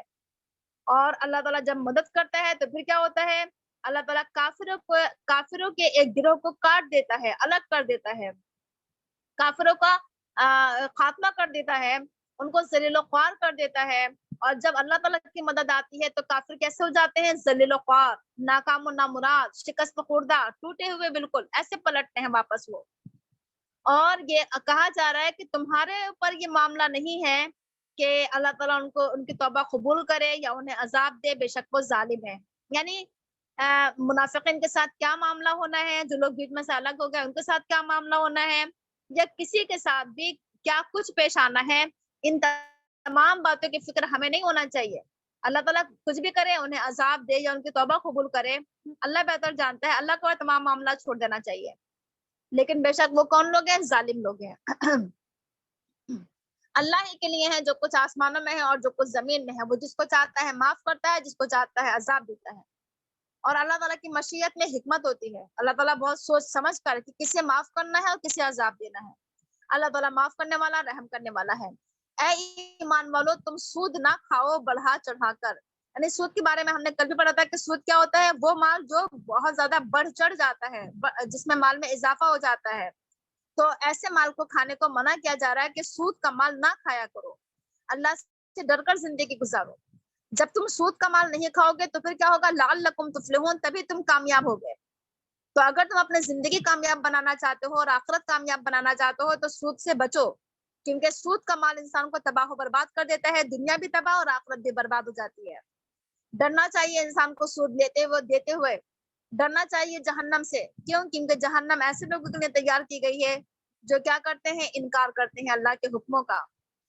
تو ہونا کیا چاہیے، اللہ کی اطاعت میں زندگی گزارے اور رسول کی اطاعت میں، دونوں کی اطاعت لازم ہے، اللہ کی بھی اطاعت، رسول کی بھی اطاعت، یعنی کہ قرآن پر عمل اور حدیث پر عمل۔ فائدہ کیا ہوگا، لعلکم ترحمون، تبھی اللہ تعالیٰ کی رحمتیں نازل ہوں گی۔ آج اگر ہم یہ چاہتے ہیں کہ ہم پر اللہ تعالیٰ کی رحمتیں نازل ہوں تو ہمیں قرآن و حدیث کے قریب آنا ہوگا، اللہ اور اس کے رسول کی اطاعت کرنا ہوگی، تبھی اللہ تعالیٰ کی رحمتیں ہم پر نازل ہو سکتی ہیں۔ آگے کہا جا رہا ہے کہ تم سب تیزی دکھاؤ، دوڑو، بھاگو، کس طرف، مغفرت کی طرف، اپنے رب کی۔ اللہ تعالیٰ سے معافی مانگنے کے لیے جلدی کرنا چاہیے، یعنی جیسے انسان سے غلطی ہو جائے، گناہ ہو جائے، اس کا احساس ہے کہ تو میں نے غلط کر لیا، فوراً معافی مانگ لینا چاہیے۔ یہ نہیں کہ بڑھاپے میں جا کر توبہ کر لیں گے، ابھی تو جوانی کی زندگی، جتنا چاہے گناہ کر لیں، نہیں، جلد سے جلد معافی مانگو، جلدی دکھاؤ معافی کرنے میں۔ اور دوسرے یہ کہ جنت کی طرف دوڑ لگاؤ، یعنی وہ کام جلدی سے کر بیٹھو جسے جنت حاصل کرو، ان تمام کاموں میں بھاگ دوڑ کے حصہ لینا چاہیے جو جنت میں لے جانے والے ہیں، جنت کے قریب کرنے والے ہیں۔ ایسے کاموں کے لیے ہمیں مقابلہ کریں، کمپٹیشن کریں، محنتیں کریں، مشقتیں کریں۔ جنت کی تعریف کی جا رہی ہے کہ جنت ایک ایسی جگہ ہے جس کی چوڑائی آسمان و زمین کے برابر ہے۔ جب ایک جنت اتنی بڑی جسے تو پوری کائنات، پوری دنیا، ایک جنت کی چوڑائی آسمان و زمین کے برابر ہے، تو ہر انسان کو الگ الگ جنتی دی جائیں گے، تو ہم اس جنت کی بڑے ہونے کا اندازہ کر ہی نہیں سکتے کہ وہ جنت کتنی عظیم جگہ ہے۔ لیکن وہ کس کے لیے ہے، اعدت للمتقین، اللہ سے ڈرنے والوں کے لیے تیار کی گئی ہے وہ جنت۔ اللہ سے ڈر کر زندگی گزارے، گناہوں سے بچ کر زندگی گزارے، تبھی جنت حاصل ہوگی۔ متقین کی صفت بیان کی جا رہی ہے کہ متقین کون لوگ ہوتے ہیں، کن لوگوں کو جنت ملے گی۔ کہا جا رہا ہے کہ وہ لوگ جو اپنا مال خرچ کرتے ہیں، مال نہیں بلکہ ہر چیز خرچ کرتے ہیں، مال بھی اور اپنے ہر چیز، اپنے پسندیدہ چیزیں، اور کن حالات میں خرچ کرتے ہیں کہ چاہے اچھے حالات ہوں یا برے حالات ہوں، تنگی کے حالات ہوں یا خوشی کے حالات ہوں، فارغ البادی چل رہی ہو گھر میں یا پھر تنگستی چل رہی ہو، ہر حال میں مال خرچ کرنا چاہیے۔ کبھی یہ نہ کہیں کہ ہم تو خود پریشان ہیں۔ ایسے موقع پر ہمیں کیا دیکھنا چاہیے، صحابہ کرام کی زندگی دیکھیں کہ ان کے اپنے پاس کھانے کے لیے کچھ نہیں ہوتا تھا لیکن دوسروں کے اوپر خرچ کرتے تھے۔ اللہ کے رسول کی زندگی کو دیکھیں کہ اپنے پاس کچھ نہیں ہوتا تھا لیکن دوسروں کے اوپر خرچ کرنے کا جذبہ تھا۔ تو وہی جذبہ ہمیں اپنے اندر پیدا کرنا ہے کہ چاہے ہمارے حالات کتنے ہی کمزور کیوں نہ ہو، لیکن دوسروں کو ترجیح دیں، فوقیت دیں، ایثار کریں، قربانی کریں، اپنے اوپر دوسروں کے اوپر مال خرچ کریں۔ آگے کہا جا رہا ہے کہ اور کون لوگ متقین ہیں، کن لوگوں کو جنت ملنے والی ہے، والقاظمین الغیظ، جو غصے کو پی جاتے ہیں، غصے پر کنٹرول کرتے ہیں، غصے پر قابو رکھتے ہیں۔ نا غصہ آ جائے تو غصے کو کیا کر لیتے ہیں، اپنے اندر اتار لیتے ہیں، غصے کا اظہار نہیں کرتے ہیں باہر، کہ دوسروں کے اوپر چیخنا، چلانا، گالی گلوچ، بدتمیزی، لڑائی جھگڑا، ان تمام چیزوں سے بچتے ہیں۔ کسی بات پر غصہ آ جائے تو کیا کر لیا، کنٹرول کر لیا۔ اور مزید یہ کہ نہ صرف یہ کہ کنٹرول کیا، بلکہ والعافین عن الناس، ایسے لوگوں کو معاف کر دیا، لوگوں کو معاف کر دینا، یہ اور بھی بڑی صفت ہے۔ یہ تمام صفت ہم سب کو اپنے اندر پیدا کرنے کی کوشش کرنا چاہیے کہ اگر کسی پر غصہ آ جائے تو غصے پر کنٹرول کریں اور دوسرے انسان کو معاف کر دیں۔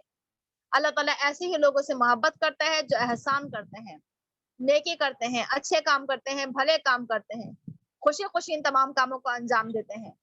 اور اگر لوگوں سے کوئی فحش کام ہو جائے، کوئی گناہ ہو جائے، بدتمیزی، بے حیائی، کسی بھی قسم کا کوئی بھی غلط کام ہو جائے، یا وہ اپنے پر کوئی ظلم کر بیٹھے، تو کیا کرنا چاہیے؟ اگر کوئی گناہ یا غلطی ہو جائے تو ذکر اللہ، فوراً اللہ کو یاد کر لینا چاہیے، اللہ کی یاد آ جائے فوراً، یہ ہم کیا کر بیٹھے، اور جیسے ہی کیا ہو اللہ تعالیٰ کی یاد آئے تو فوراً کیا کریں، استغفار کریں، اپنے گناہوں پر معافی چاہیں کہ اللہ تعالیٰ ہم سے غلطی ہو گئی۔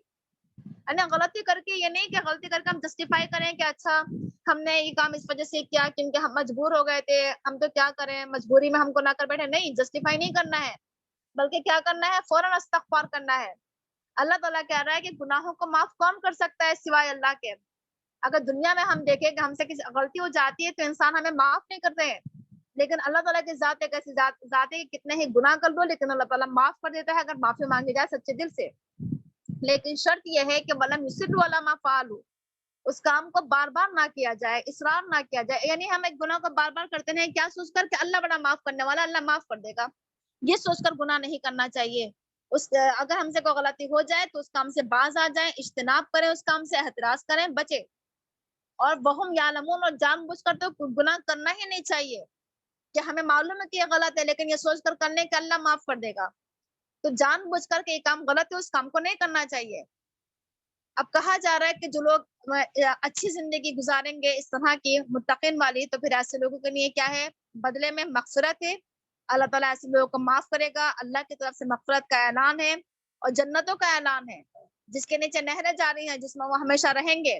اور کیا ہی بہترین بدلہ ہے عمل کرنے والوں کا، یعنی اصل چیز کیا ہے کہ ہم عمل کریں، عمل کرنے والے بنے، عمل کرنے والوں کے لیے بہترین بدلہ ہے۔ تم سے پہلے بہت ساری قومیں گزر چکی ہیں، بہت ساری امتیں گزر چکی ہیں، بہت سارے لوگ گزر چکے ہیں، تو کیا کرو، تم زمین میں چلا پھرا کرو، دیکھو، کیا دیکھو کہ جھٹلانے والوں کا انجام کیا ہوا، کائنات پر غور و فکر کریں، جو لوگ مر چکے ہیں، دنیا سے جا چکے ہیں، ہم غور و فکر کرنا چاہیے ہمیں اپنے اوپر کہ کہیں ہمارے اندر تو وہ تمام گناہ نہیں پائے جا رہے جو ہم سے پہلے لوگوں نے کیے۔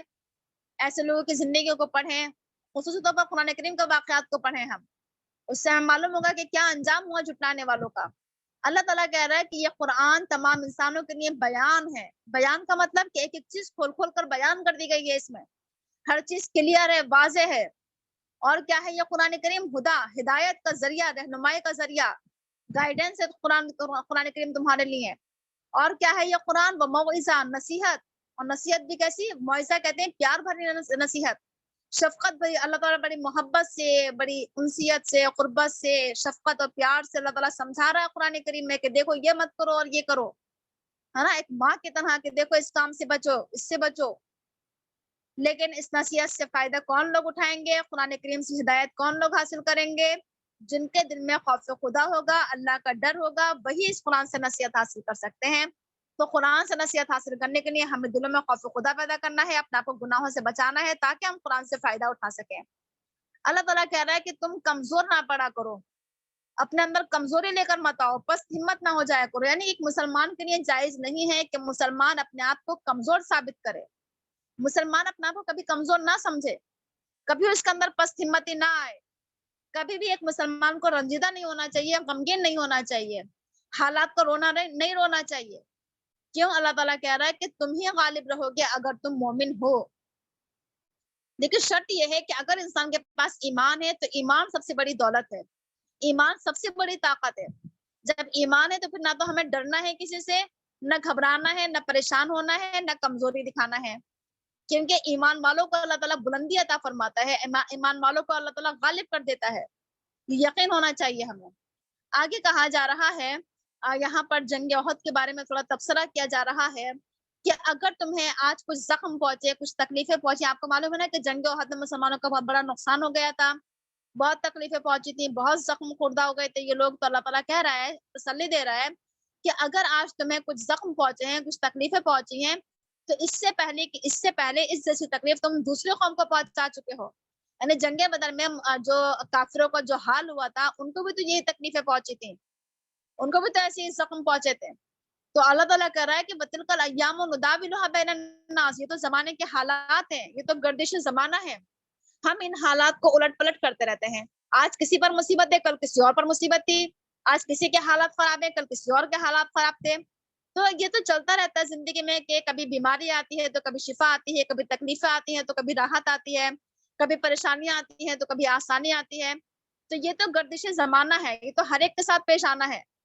कभी किसी को जख्म पहुंचना है तो कभी किसी को। अल्लाह ताला ऐसा क्यों करता है? अल्लाह ताला इसकी वजह बता रहा है कि गर्दिश जमाना क्यों, इसकी वजह क्या है। अल्लाह ताला कह रहा है ताकि अल्लाह ताला जान ले कि तुम में से ईमान वाले कौन लोग हैं, किनका ईमान पुख्ता है, मजबूत है, किनका ईमान जिंदा है और किसका ईमान मर चुका है। अल्लाह ताला ये जानने के लिए आजमाइश करता रहता है, तकलीफों से गुजारता रहता है, ताकि अल्लाह ताला ये देख ले कि तुम में से कौन लोग क्या है, शुहदा है, कौन लोग शहादत का फरीज़ा अंजाम दे रहे हैं, कौन लोग अल्लाह ताला के रास्ते में शहीद हो रहे हैं, अपनी जान की कुर्बानी दे रहे हैं, अपनी जान लगा रहे हैं अल्लाह ताला के रास्ते में। अल्लाह ताला ये देखना चाहता है, इसलिए हमारे पर आजमाइश आती है।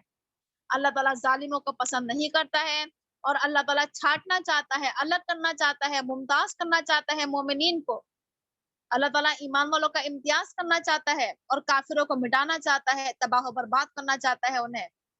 तो अल्लाह ताला जो है वो तो अल्लाह ताला ईमान वालों ही को क्या चाहता है कि ईमान वाले क्या हो जाए, मुमताज हो जाएं, वो छटकर अलग हो जाएं और काफिर तबाह बर्बाद हो जाएं। आगे कहा जा रहा है, क्या तुम ये समझते हो कि तुम जन्नत में दाखिल हो जाओगे? हालांकि हालांकि अल्लाह ताला ने नहीं जाना कि तुम में से जिहाद करने वाले कौन लोग हैं और तुम में से सब्र करने वाले कौन लोग हैं। यानी तुम इतनी आसानी से जन्नत में दाखिल नहीं होगे। अल्लाह ताला तुम्हारी आजमाइश करेगा, जांचेगा, परखेगा, टेस्ट करेगा और देखेगा कि तुम में से कौन लोग ऐसे जो मेहनत कर रहे हैं, जिहाद कर रहे हैं, कोशिश कर रहे हैं, अल्लाह के रास्ते में लड़ रहे हैं, कौन लोग सब्र कर रहे हैं, बर्दाश्त कर रहे हैं, साबित कदमी का सबूत दे रहे हैं। और यकीनन तुम मौत की तमन्ना कर रहे थे इससे पहले, जबकि तुम्हें मौत नहीं मिली। यानी कि जब तक कि मुसलमानों के ऊपर जिहाद फर्ज नहीं किया गया था तो कहते थे कि हम लड़ना चाहते हैं, हम जंग करना चाहते हैं और हमें जंग का हुक्म क्यों नहीं दिया जा रहा है। अब जब उनके ऊपर जंग फर्ज कर दी गई तो अब पीछे हट रहे हैं, अब बस हिम्मती दिखा रहे हैं, अब कमजोरी दिखा रहे हैं। तो क्या है, अब तुमने क्या कर लिया, इसको सामने से देख लिया, तुम अपनी आंखों से देख रहे हो मौत को, तुम्हें मौत सामने नजर आ रही है अब, है ना। आगे कहा जा रहा है कि मोहम्मद तो सिर्फ एक रसूल है, उनसे पहले बहुत सारे रसूल गुजर चुके हैं। तो क्या जब वो मर जाएंगे या जब वो मार दिए जाएंगे तो तुम एड़ियों के बल पलट जाओगे? और जो अपनी एड़ियों के बल पलट गया तो अल्लाह को हरगिज़ नुकसान नहीं पहुंचा सकता। अल्लाह ताला शुक्र करने वालों से अल्लाह ताला शुक्र करने वालों को जल्दी ही बदला देगा। देखिए ये बात यहाँ पर एक तो ये कि आम मफहूम भी है इसका, खास मफहूम है। खास मफहूम ये है कि जंग ओहद में ये अफवाह उड़ गई थी कि अल्लाह के रसूल सल्लल्लाहु अलैहि वसल्लम शहीद कर दिए गए हैं। जब ये अफवाह उड़ी तो मुसलमानों के अंदर कमजोरी आ गई, बस हिम्मत हो गया कि जब अल्लाह के रसूल जिंदा नहीं तो हम किसके लिए लड़े। तो अल्लाह ताला ने कहा कि मोहम्मद तो एक रसूल है, एक पैगंबर है, जैसे ये ऐसी एक रसूल है जैसे इनसे पहले बहुत सारे रसूल आए, उन्हें भी तो मौत आ गई, वो भी तो मर गए, वो भी वफात पा गए। तो क्या अगर अल्लाह के रसूल का वफात आ जाएगी, अल्लाह के रसूल का इंतकाल हो जाएगा या इनको कोई मार देगा तो क्या तुम एड़ियों के बल पलट जाओगे? तो क्या तुम जंग नहीं करोगे, जिहाद नहीं करोगे?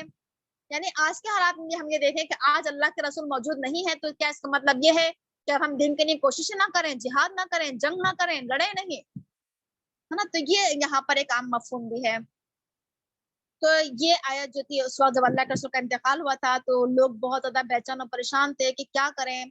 हजरत उमर तो बहुत ही ज्यादा परेशान थे। हजरत उमर ने तो ये कहा था कि अगर कोई ये कहेगा कि अल्लाह के रसूल का इंतकाल हो गया तो मैं उसकी गर्दन उड़ा दूंगा। तलवार हाथ में ले ली थी उन्होंने।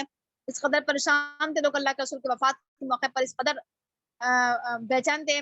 उस मौके पर हजरत अबू बकर ने लोगों को समझाया था और कुरान करीम की इसी आयत के जरिए समझाया था कि देखो अल्लाह ताला ने कहा है कि मोहम्मद एक रसूल है, इनसे पहले बहुत से रसूल आ चुके हैं, गुजर चुके हैं। तो क्या जब ये मर जाएंगे या मार दिए जाएंगे तो तुम एड़ियों के बल पलट जाओगे, दीन से फिर जाओगे क्या? और अगर ऐसा हुआ कि तुम अगर दीन से फिर गए तो फिर اللہ تعالیٰ کو کوئی ہرگز نقصان نہیں پہنچا سکتا. اللہ کا کوئی نقصان نہیں ہوگا اگر کوئی دین سے مرتد ہو جاتا ہے, پھر جاتا ہے. انسان اپنا ہی نقصان کرتا ہے. اللہ تعالیٰ بدلہ دے گا شکر کرنے والوں کو. اور کسی بھی انسان کے لیے یہ مناسب نہیں ہے کہ, یا کسی بھی انسان کے لیے جائز نہیں ہے کہ اس کو موت آ جائے. موت جو آتی ہے وہ اللہ کے حکم سے آتی ہے اور اپنے مقرر مدت پر آتی ہے. دیکھیے ہر انسان کا موت کا وقت مقرر ہے. کبھی بھی انسان کو یہ نہیں سوچنا چاہیے کہ جب ہم میدان جنگ میں جائیں گے تبھی ہمیں موت آئے گی, جب ہم جنگ لڑیں گے, جہاد کریں گے تبھی موت آئے گی. موت تو انسان کو گھر میں بھی آ جاتی ہے, اپنے بستر پر آ جاتی ہے, اپنے کمروں میں آ جاتی ہے نا. تو کبھی یہ نہیں سوچنا چاہیے کہ صرف کیا ہے میدان جنگ میں ہی موت ہے. اس لیے کیا ہونا چاہیے, بہت ہمت کے ساتھ, طاقت کے ساتھ نکلے, لڑنے کے لیے نکلے, اور یہ سوچ کر نکلے کہ موت تو کیا ہے, اس کا ایک وقت مقرر ہے, جب آنا ہوگی تبھی موت آئے گی. تو موت سے ڈرنا نہیں چاہیے. آگے کہا جا رہا ہے کہ جو دنیا کا بدلہ چاہتا ہے ہم اسے دنیا کا بدلہ دے دیتے ہیں, جو آخرت کا بدلہ چاہتا ہے ہم اسے آخرت میں بدلہ دیتے ہیں, اور ہم شکر کرنے والوں کو جلدی ہی بدلہ دیں گے. دیکھیے کبھی ہم کوئی بھی کام کریں تو ہم صرف یہ نہ چاہیں کہ ہمیں اس کا بدلہ دنیا میں مل جائے. اگر ہم صرف دنیا ہی چاہتے رہیں گے تو ہمیں دنیا دی جائے گی, لیکن اگر ہم آخرت چاہیں گے تو آخرت ملے گی. اب یہ ہمارے نیتوں پر ڈیپینڈ ہے کہ ہم کوئی بھی عمل کس لیے کرتے ہیں, دنیا کے لیے کرتے ہیں یا آخرت کے لیے کرتے ہیں. آگے کہا جا رہا ہے کہ کتنے ہی نبی ایسے ہیں جنہوں نے جنگ کی اور ان کے ساتھ بہت سے اللہ والوں نے بھی جنگ کی, بس وہ کمزور نہیں پڑے ان مصیبتوں پر جو ان کو پہنچی اللہ کے راستے میں. وہ کمزور نہیں پڑے, وہ تھکے نہیں. اللہ تعالیٰ صبر کرنے والوں سے محبت کرتا ہے. بہت سارے نبیوں نے جنگیں لڑی ہیں اور نبیوں کے ساتھ بہت سارے اللہ والوں نے جنگ لڑی ہے, یعنی کہ ان کے فالوورز, ان کے ماننے والوں نے. وہ کمزور نہیں پڑتے تھے, بس ہمت نہیں ہوتے تھے, صبر کا اور ثابت قدمی کا ثبوت دیتے تھے. اللہ تعالیٰ شاید کے لیے ہمیں بتانا چاہتا ہے صحابہ کرام کو اور تمام مسلمانوں کو کہ اپنے اندر ہمت پیدا کریں, طاقت پیدا کریں. بہت سارے لوگوں نے جنگ لڑی ہے, یہ کوئی انوکھا نرالا حکم نہیں ہے اللہ تعالیٰ کا. یہ جہاد کے لیے یہاں پر ابھارا جا رہا ہے. اور اس دعا کے ساتھ ہم جہاد کے لیے نکلیں. ان کا قول یہ ہوتا تھا کہ اے اللہ تعالیٰ تو ہمیں معاف کر دے ہمارے گناہوں کو, اور یہ کہ ہم کسی معاملے میں اسراف کریں, زیادتی کریں, اور ہمارے قدموں کو جما دے, ہمیں کافر قوم کے مقابلے میں ثابت قدم رکھ. دیکھیے کوشش کے ساتھ ساتھ انسان کو دعا بھی کرنا چاہیے. ہم سے پہلے کے لوگوں کا طریقہ یہ رہا ہے کہ جب وہ دعاؤں کے ذریعے اپنے اندر ہمت اور طاقت لاتے تھے, اور اس موقع پر, جنگ کے موقع پر, اللہ تعالیٰ سے کہیں اللہ تعالیٰ تو ہمارے گناہوں کو معاف کر دے. اور یہ کہ ہمیں اسراف نہیں کرنا چاہیے, ایک تو کہ فضول خرچی بھی نہیں کرنا چاہیے, دوسرے کہ کسی بھی معاملے میں حد سے آگے نہیں بڑھنا چاہیے. اور اللہ تعالیٰ سے معافی مانگے کہ اگر ہم کسی معاملے میں حد سے آگے بڑھ جائیں تو اللہ ہمیں معاف کر دے. اور اپنے قدموں کی ثبات کے لیے اللہ تعالیٰ سے دعا کرنا چاہیے کہ اللہ تعالیٰ تم ہماری مدد کا فرما, کافر قوم کے مقابلے میں ہمارے اندر اتنی ہمت نہیں ہے. بس اللہ تعالیٰ ایسے لوگوں کو دنیا میں بھی دیتا ہے بدلہ, اور آخرت میں بہترین بدلہ دے گا. دیکھیے اگر ہم جب یہ دعا کرتے ہیں نا, یہ دعا بہت اچھی دعا ہے, ہم اس دعا کو یاد کرنے ہیں. اس کا فائدہ یہ ہوگا کہ دنیا میں بھی بدلہ ملے گا اور آخرت میں تو بہترین بدلہ ملے گا. اور اللہ تعالیٰ اچھے کام کرنے والوں سے محبت کرتا ہے, نیک کام کرنے والوں سے, نیکوکاروں سے محبت کرتا ہے. اے ایمان والو, اگر تم کافروں کی بات مانو گے تو کافر تو تمہیں ایڑیوں کے بل لوٹا دیں گے, پھیر دیں گے دین سے, اور پھر کیا ہوگا, تمہارا نقصان ہو جائے گا, خسارہ ہو جائے گا. اس لیے دیکھو مسلمانوں کو کبھی بھی کافروں کی اطاعت نہیں کرنا چاہیے, کافروں کی بات نہیں ماننا چاہیے. اگر انسان کافروں کی اطاعت کرنا شروع کر دے گا تو وہ دین سے ہٹ جائے گا, پھر جائے گا, اور اس کا اپنا نقصان ہوگا. اس لیے ہونا یہ چاہیے کہ اللہ تعالیٰ کو اپنا مولا بنائیں, اس کو اپنا مددگار, سرپرست بنائیں, کیونکہ اللہ تعالیٰ کیا ہے, بہترین مدد فرمانے والا ہے. آگے کہا جا رہا ہے کہ کافروں کے دلوں میں ہم جلدی ہی رعب ڈال دیں گے, ایک ڈر پیدا کر دیں گے ان کے دلوں میں, ایک مسلمانوں کے تعلق سے ایک دبدبہ پیدا کر دیں گے. کیوں؟ اس وجہ سے کیونکہ انہوں نے اللہ کے ساتھ شرک کیا, اور ایک ایسا شرک جس کے بارے میں اللہ نے کوئی دلیل نازل نہیں کی تھی. ایسے لوگوں کا ٹھکانہ جہنم ہے, اور ظالموں کا بدترین ٹھکانہ ہے. یہ اللہ تعالیٰ کی مدد ہے کہ اللہ تعالیٰ کس طریقے سے مدد کرتا ہے مسلمانوں کی, کافروں کے دلوں میں مسلمانوں کا رعب اور دبدبہ پیدا کر دیتا ہے. اللہ تعالیٰ کہہ رہا ہے کہ اللہ تعالیٰ نے اپنا وعدہ سچ کر دیا, جبکہ تم کیا کر رہے تھے, انہیں اللہ تعالیٰ کے حکم سے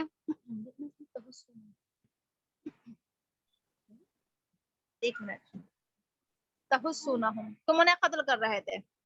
ٹھیک ہے, اللہ تعالیٰ نے اپنا وعدہ سچ کر دیا جبکہ تم انہیں اللہ کے حکم سے مار رہے تھے.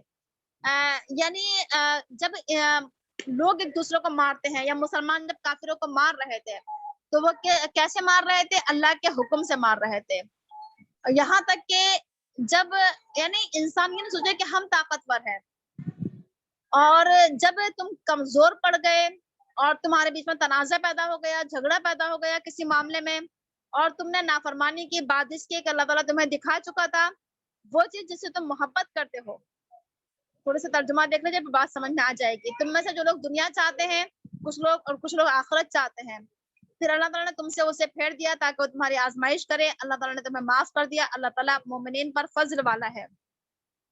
इसमें ये है कि अल्लाह ताला ने हालांकि दिखा दिया था कि फतह तुम्हारी होना है, किस तरीके से, फरिश्तों के नाजिल करने के जरिए।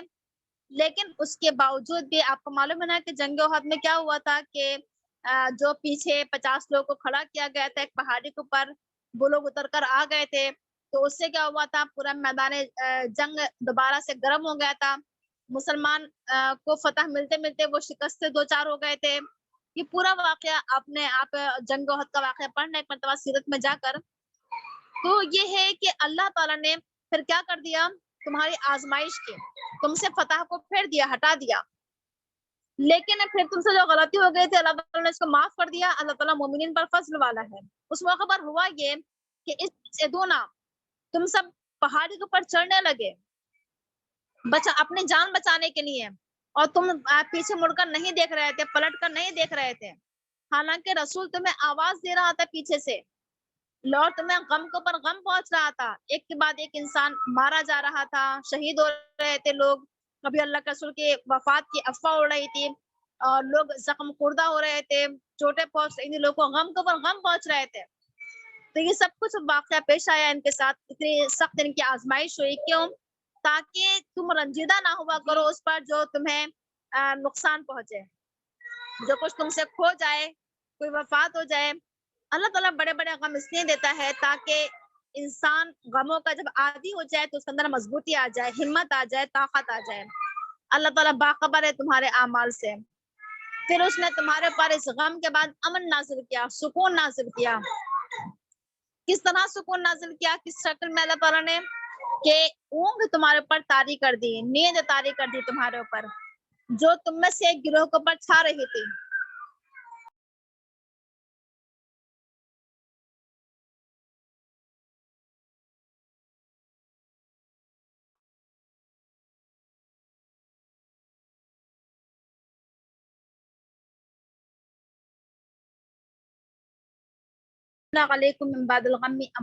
यहाँ से देख लीजिए कि उसने फिर तुम्हारे ऊपर गम के बाद अमन नाजिल किया, सुकून नाजिल किया। किस तरीके से? नुआसन, ऊंघ की शक्ल में। तो ये मुसलमानों के ऊपर एक अल्लाह ताला की नेमत ये थी कि अल्लाह ताला ने मुसलमानों के ऊपर ऊंघ तारी कर दी। हालांकि जंग का मौका एक ऐसा मौका होता है जो इंतहाई सख्त मौका होता है। इस मौके पर इंसान को ना तो ऊंघ आती है ना नींद आती है, तो इस मौके पर उनके ऊपर ऊंघ तारी कर दी गई। तो में से एक गिरोह के ऊपर, और एक गिरोह वो था जो अपने आप के अंदर कमजोरी महसूस कर रहा था, कमजोर पड़ रहा था, गम का शिकार हो रहा था। वो अल्लाह के बारे में नाहक गुमान कर रहे थे, जाहिलियत वाले गुमान। देखिए, दो तरह के लोग होते हैं। कुछ तो वो लोग होते हैं जो मुतमईन होते हैं, कितनी बड़ी से बड़ी मुसीबत आ जाए उन्हें इत्मीनान होता है। और कुछ वो लोग होते हैं जो मुसीबत के मौके पर हिम्मत हार जाते हैं, अल्लाह के बारे में बहुत बुरे गुमान करते हैं। और तो वो लोग क्या कहने लगे, वो कहने लगे कि अगर हमारे हाथ में कुछ मामला होता, तो क्या अल्लाह ताला ने जवाब दिया है कि तमाम मामला तो अल्लाह के हाथ में होते हैं, इंसान के हाथ में कोई मामला नहीं होता है। वो अपने दिल में छुपा रहे थे वो बात जो वो जाहिर नहीं कर रहे थे। और वो क्या था कि वो कह रहे थे कि अगर हमारे हाथ में मामला आज होता तो आज हम यहाँ नहीं मारे जाते। यानी हमने कहा था कि यहाँ जंग मत लड़ो, हमारी बात किसी ने नहीं मानी। अब क्या हुआ, उसका खमियाजा ये हुआ कि देखो कितने लोग मारे गए। तो अल्लाह ताला ने जवाब उसका ये दिया कि अगर तुम अपने घरों में भी होते और अगर तुम में से किसी का मौत का वक्त आ गया होता, तो वो अपनी मौत की जगह पर निकल कर आ जाता। ये बहुत बड़ी हकीकत है ये, कि उनकी वो वही मौत का वक्त था। और जब इंसान की मौत का वक्त आ जाता है तो वो खुद चलकर उस जगह पर पहुंचता है जहां उसे मौत आना होती है। इस तरीके से अल्लाह ताला आजमाइश करता है उन चीजों के जो तुम्हारे दिलों में हैं, और अल्लाह ताला छाट छाट कर अलग कर देता है उन चीजों को जो तुम्हारे दिलों में हैं। अल्लाह ताला दिलों के हालात से बखूबी वाकिफ है। बेशक वो लोग जो तुम में से पलट गए, पीछे चले गए, जिस दिन दो जमातें आपस में मिली, यानी उन्हीं लोगों का जिक्र हो रहा है, मुनाफिकीन का। शैतान ने उनको फुसला दिया, हटा दिया, उनके बाज अमाल की वजह से। अल्लाह ताला उनको माफ करे, बेशक बेशक अल्लाह ताला माफ करने वाला है, बुर्दबार है। ऐ ईमान वालों, तुम काफिरों की तरह ना हो जाओ। जब उन्होंने अपने भाइयों से कहा जबकि वो लोग सफर कर रहे थे या फिर वो जंग के लिए निकल रहे थे कि अगर ये हमारे साथ होती है तो ये मारे नहीं जाते, ना तो ये मरते और ना ये मारे जाते। अल्लाह ताला ने इस चीज को उनके लिए हसरत बना दिया उनके दिलों की। अल्लाह ताला जिंदगी देने वाला है, अल्लाह ताला मौत देने वाला है, और अल्लाह ताला तुम्हारे अमाल देख रहा है। देखिए, लोग बातें बनाते हैं ईमान वालों के ऊपर कि ये लोग अगर जंग के लिए नहीं निकलते तो इनको मौत ना आती, है ना। ये तो उनके दिलों की हसरत है। जिंदगी और मौत तो अल्लाह ताला के हाथ में है।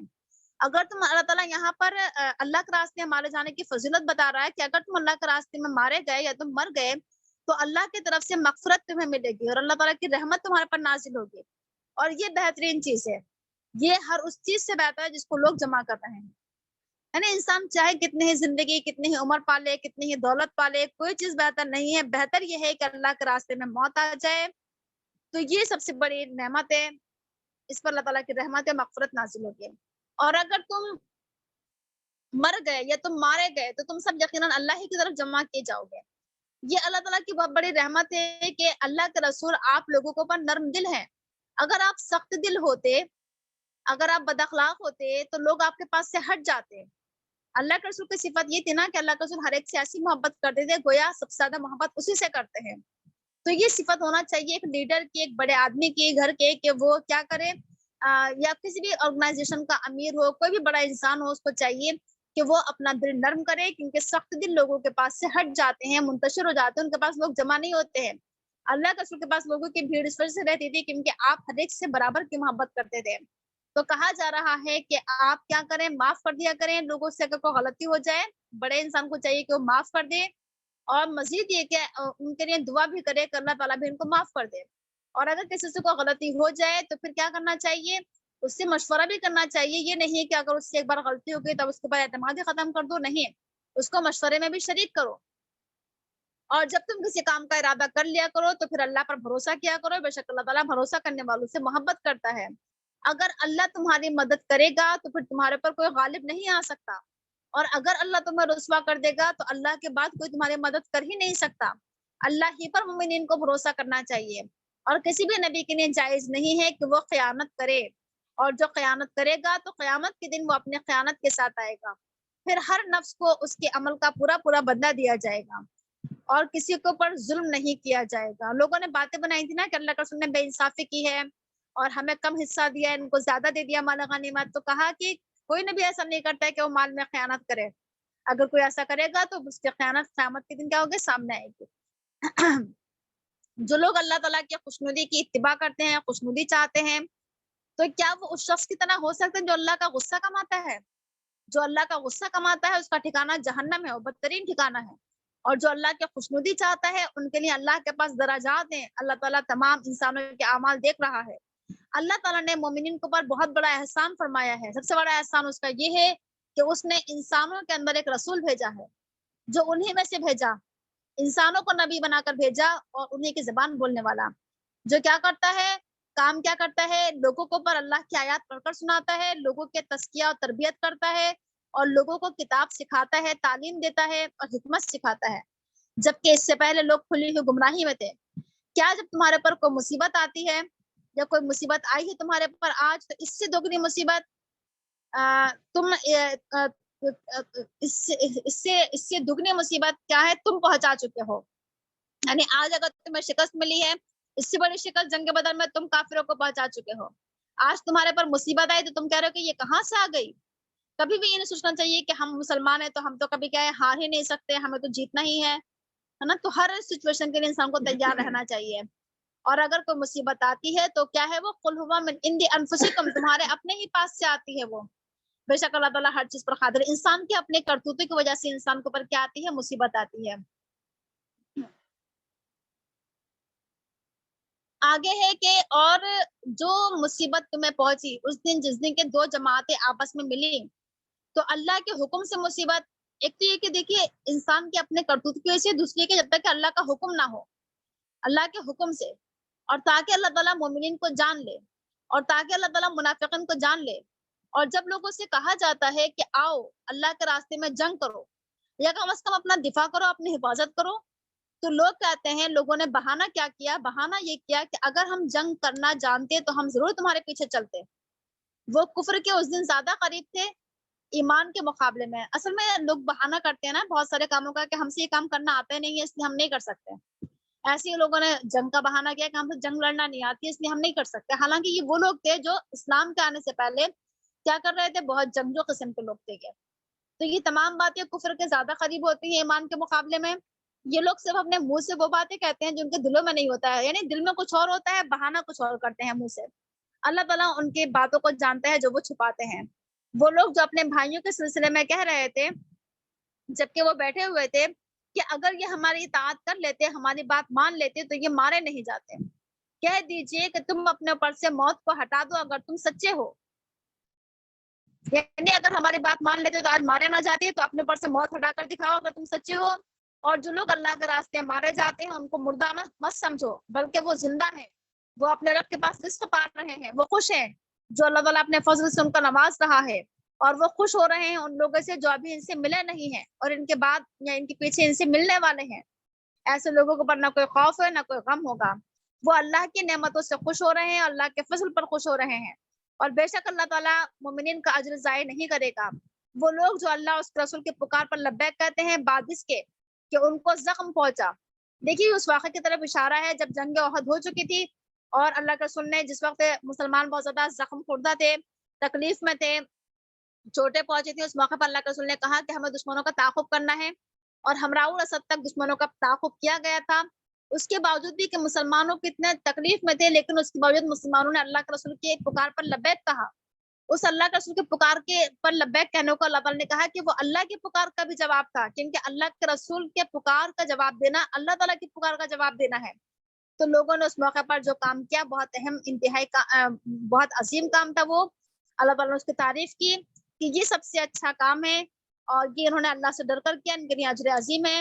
اور اللہ تعالیٰ کہہ رہا ہے کہ جب لوگوں نے ان سے یہ کہا کہ تمام لوگ تمہارے خلاف جمع ہو گئے ہیں، تمہارے لیے تم پر حملہ آور ہونے والے ہیں، تو وہ ڈرے نہیں. حالانکہ لوگوں نے ان سے کہا کہ ڈرو ان سے، لیکن جب ان کو معلوم ہوا کہ لوگ ہمارے خلاف جمع ہو گئے تو یہ بات سن کر ان کا ایمان بڑھ گیا اور ان کے منہ سے یہ بات نکلی کہ اللہ ہمارے لیے کافی ہے اور بہترین کارساز ہے. یہ طریقہ ہمارا بھی ہونا چاہیے کہ جب لوگ ہمیں ڈرائیں کہ لوگ تمہیں نقصان پہنچانا چاہتے ہیں 11:30 بجے تک ہوتا ہے. تو لوگ اللہ تعالیٰ کا فضل لے کر پلٹے، اس کا احسان لے کر، یعنی کہ ہمراہ الاسد تک پیچھا کیا، کوئی نقصان بھی نہیں ہوا، ان کا جنگ بھی نہیں لڑنا پڑی کوئی نقصان، اور اللہ تعالیٰ کی خوشنودی بھی حاصل ہوئی. اللہ تعالیٰ عظیم فضل والا ہے. شیطان تمہیں ڈراتا ہے اپنے ساتھیوں سے، اور پس تم مجھ سے نہ ڈرو اور مجھ سے ڈرو اگر تم مومن ہو. اور وہ لوگ جو کفر کے راستے میں کوششیں کر رہے ہیں وہ تمہیں غمگین نہ کر دیں، بے شک وہ اللہ تعالیٰ کو کچھ بھی نقصان نہیں پہنچا سکتے. دیکھیے جو لوگ کفر کے راستے محنتیں کر رہے ہیں ان کو دیکھ کر ہم گھبرائے نہیں، پریشان نہیں کہ یہ لوگ بہت محنت کر رہے ہیں. کیا سوچنے کہ یہ کون نقصان نہیں پہنچا سکتے اللہ کو. اللہ تعالیٰ یہ چاہتا ہے کہ ان کے لیے آخرت میں کوئی حصہ نہ ہو اور ان کے لیے عظیم عذاب ہے. بے شک وہ لوگ جو کفر کو ترجیح دیتے ہیں ایمان کے مقابلے میں وہ اللہ کو کچھ بھی نقصان نہیں پہنچا سکتے، ان کے لیے دردناک عذاب ہے. اور کافروں کو جو ڈھیل مل رہی ہے وہ اس ڈھیل کو اپنے لیے بہتر نہ سمجھیں. ہم ان کو ڈھیل اس وجہ سے دے رہے ہیں تاکہ ان کے گناہ اور بڑھ جائیں اور ان کے لیے رسوا کن عذاب ہے. اور اللہ تعالیٰ کے لیے یہ نہیں ہے کہ وہ مومنین کو چھوڑ دے اس پر جس پر تم ہو، یہاں تک کہ وہ گندے لوگوں کو اچھے لوگوں سے الگ کرنا چاہتا ہے، چھانٹنا چاہتا ہے. اور اللہ تعالیٰ یہ نہیں ہے کہ وہ تمہیں غیب کی خبریں دے دے. ہر ایک کو اللہ تعالیٰ غیب کے حالات نہیں بتاتا ہے، لیکن اللہ تعالیٰ جس کو چاہتا ہے چن لیتا ہے اپنے رسولوں میں سے، اپنے رسولوں میں جس کو چاہتا ہے کچھ غیب کی خبریں بتا دیتا ہے. بس ایمان لے کر آؤ اللہ پر اور اس کے رسولوں پر، اور اگر تم ایمان رکھو گے اور اللہ سے ڈرو گے تو تمہارے لیے اجر عظیم ہے. اور وہ لوگ جو بخل کرتے ہیں وہ یہ نہ سمجھیں کہ اللہ تعالیٰ نے ان کو جو بھی فضل دیا ہے اگر وہ کنجوسی کر رہے ہیں تو اس کو بہتر نہ سمجھیں. کچھ لوگ نا کنجوسی کر کے سمجھتے ہیں کہ ہم نے اپنا مال بچا لیا، ہم نے بڑی چالاکی کری، ہم نے بہت اچھا کر لیا. تو اللہ تعالیٰ کہہ رہا ہے کہ یہ کوئی اچھی بات نہیں ہے، بلکہ یہ تو شر ہے، ان کو نقصان پہنچنے والا ہے بخل کا، کیونکہ ان کو ان کے بخل کی وجہ سے قیامت کے دن ان کے گلے میں توق ڈال دی جائے گی. اور اللہ تعالیٰ کے لیے ہے سب کچھ، आसमान और जमीन की विरासत अल्लाह ही की है, अल्लाह ताला तुम्हारे अमाल से बाखबर है। अल्लाह ताला ने सुन ली उन लोगों की बात जिन्होंने कहा कि बेशक अल्लाह ताला फकीर है और हम मालदार हैं। जब लोगों से कहा गया ना कि अल्लाह के रास्ते में खर्च करो, अल्लाह ताला को कर्ज हसन दो, तो लोगों ने क्या बातें बनाई? लोगों ने कहा कि अच्छा अल्लाह ताला को पैसों की जरूरत है, अल्लाह ताला फकीर हो गया है, हम मालदार हैं। अल्लाह ताला ने कहा कि हमने लोगों की बातें लिख ली हैं और उनका वो अमल भी लिख लिया जो उन्होंने अंबिया को नाहक कत्ल किया था, और हम कहेंगे कि चखो जलने का अजाब, ऐसा इस वजह से कि उनके हाथों ने कि ये आगे भेजा, उनके यही अमाल थे। बेशक अल्लाह ताला अपने बंदों पर जुल्म नहीं करता है।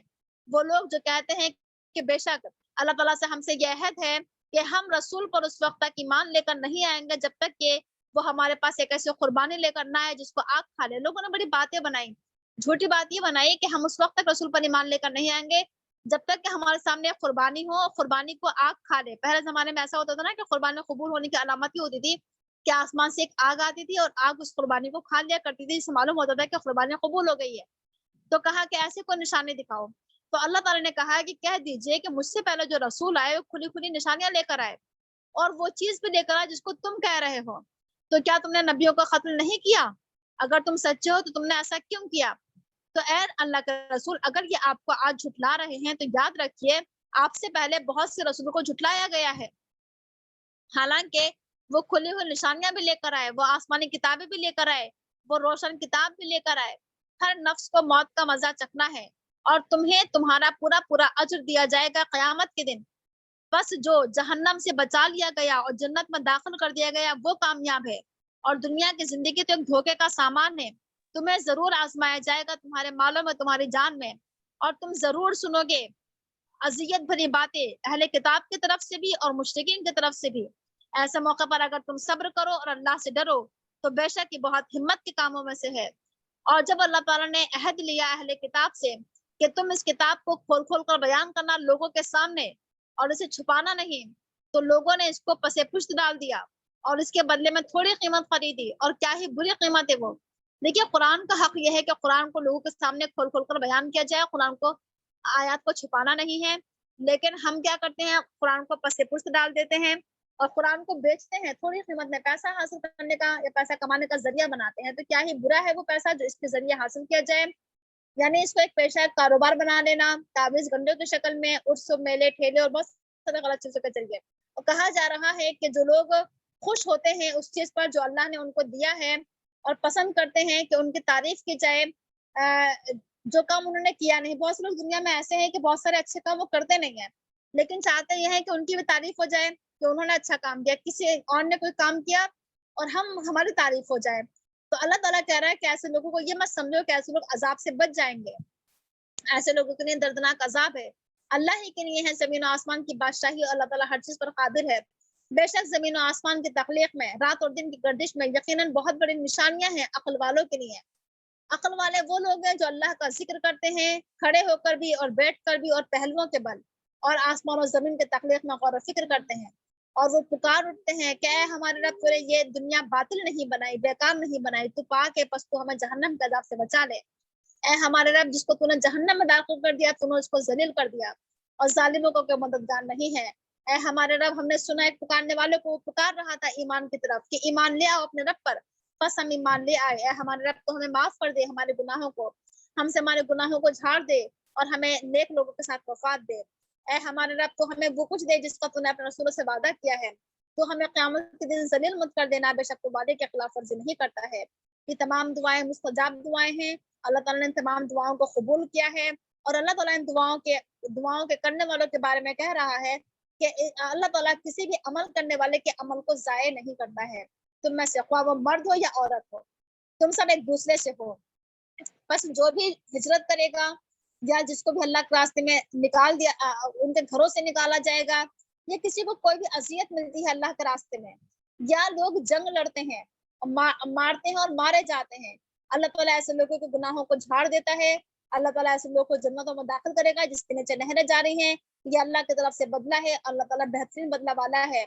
और काफिरों की चलत फिरत, उनका इनकलाब, उनकी तरक्की, उनकी मेहनतें तुम्हें धोखे में ना डाल दें, यानी काफिरों को देखकर हम ये मरूब ना हो जाए करें कि ये तो बड़ी तरक्की कर रहे हैं। अल्लाह ताला कह रहा है इनके पास जो कुछ भी है वो बताया खलील है, थोड़ा सा सामान है, इनका ठिकाना जहन्नम है, बदतरीन ठिकाना है इनका। لیکن جو لوگ اللہ سے ڈر کر زندگی گزاریں گے ان کے لیے جنتیں ہیں جس کے نیچے نہریں جا رہی ہیں جس میں وہ ہمیشہ رہیں گے. اللہ کی طرف سے ان کی مہمان نوازی ہوگی اور اللہ تعالیٰ کے پاس بہترین چیزیں نیک لوگوں کے لیے ہیں. اور اہل کتاب میں سے وہ لوگ جو ایمان رکھتے ہیں اللہ پر اور اس چیز پر ایمان رکھتے جو تمہاری طرف نازل کیا یعنی کہ قرآن کریم کی طرف, اور جو ان کی طرف نازل کیا یعنی کہ توراۃ و انجیل کی طرف, وہ لوگ اللہ سے ڈرنے والے ہیں. وہ اللہ کی آیات کو نہیں بیچتے ہیں تھوڑی قیمت میں. ایسے لوگوں کے لیے ان کا اجر ان کے رب کے پاس ہے, بے شک اللہ تعالیٰ جلدی حساب لینے والا ہے. اے ایمان والو تم سب صبر کرو اور ایک دوسرے کو صبر کی تلقین بھی کیا کرو, اور ایک دوسرے کے ساتھ ربط میں رہو, بندھے رہو, کانٹیکٹ میں رہو. ایک دوسرے کو مضبوطی دیا کرو, ہمت دیا کرو, تقویت دیا کرو, ایک دوسرے کا ساتھ دیا کرو. سب مل کر آپس میں انفرادی امور ہو یا اجتماعی امور ہو صبر کا مظاہرہ کرو اور اللہ سے ڈر کر زندگی گزارو. تو اس سے فائدہ یہ ہوگا کہ تمہیں فلاح نصیب ہوگی, کامیابی نصیب ہوگی. یہاں پر ہماری سورہ آل عمران ختم ہو رہی ہے, سورہ نساء شروع ہو رہی ہے. دیکھ لیجئے اللہ تعالیٰ کہہ رہا ہے کہ اے تمام انسانوں تم سب اپنے اس رب سے ڈرو جس نے تم سب کو ایک ہی جان سے پیدا کیا یعنی کہ حضرت آدم علیہ السلام سے, اور اسی سے اس کا جوڑا بنایا یعنی حضرت حوا علیہ السلام کو, اور پھر ان دونوں سے بہت سارے مرد اور عورتیں پھیلا دیے دنیا کے تمام انسان.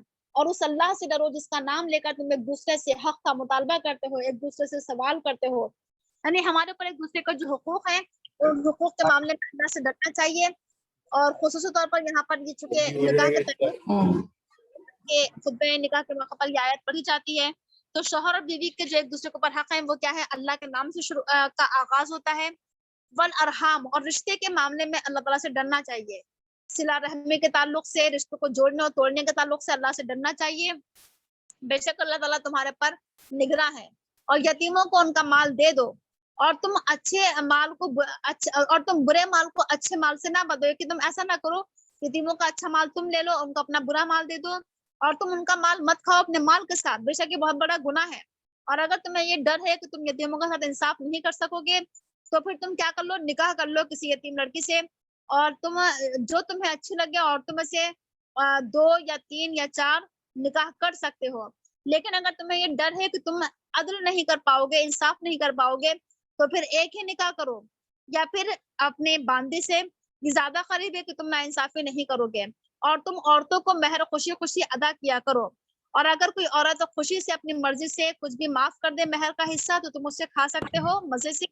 اور تم اپنا مال بیوقوف اور نادان لوگوں کے ہاتھوں میں نہ دیا کرو, کیونکہ مال کو اللہ تعالیٰ نے تمہاری زندگی کے قیام کا ذریعہ بنایا ہے.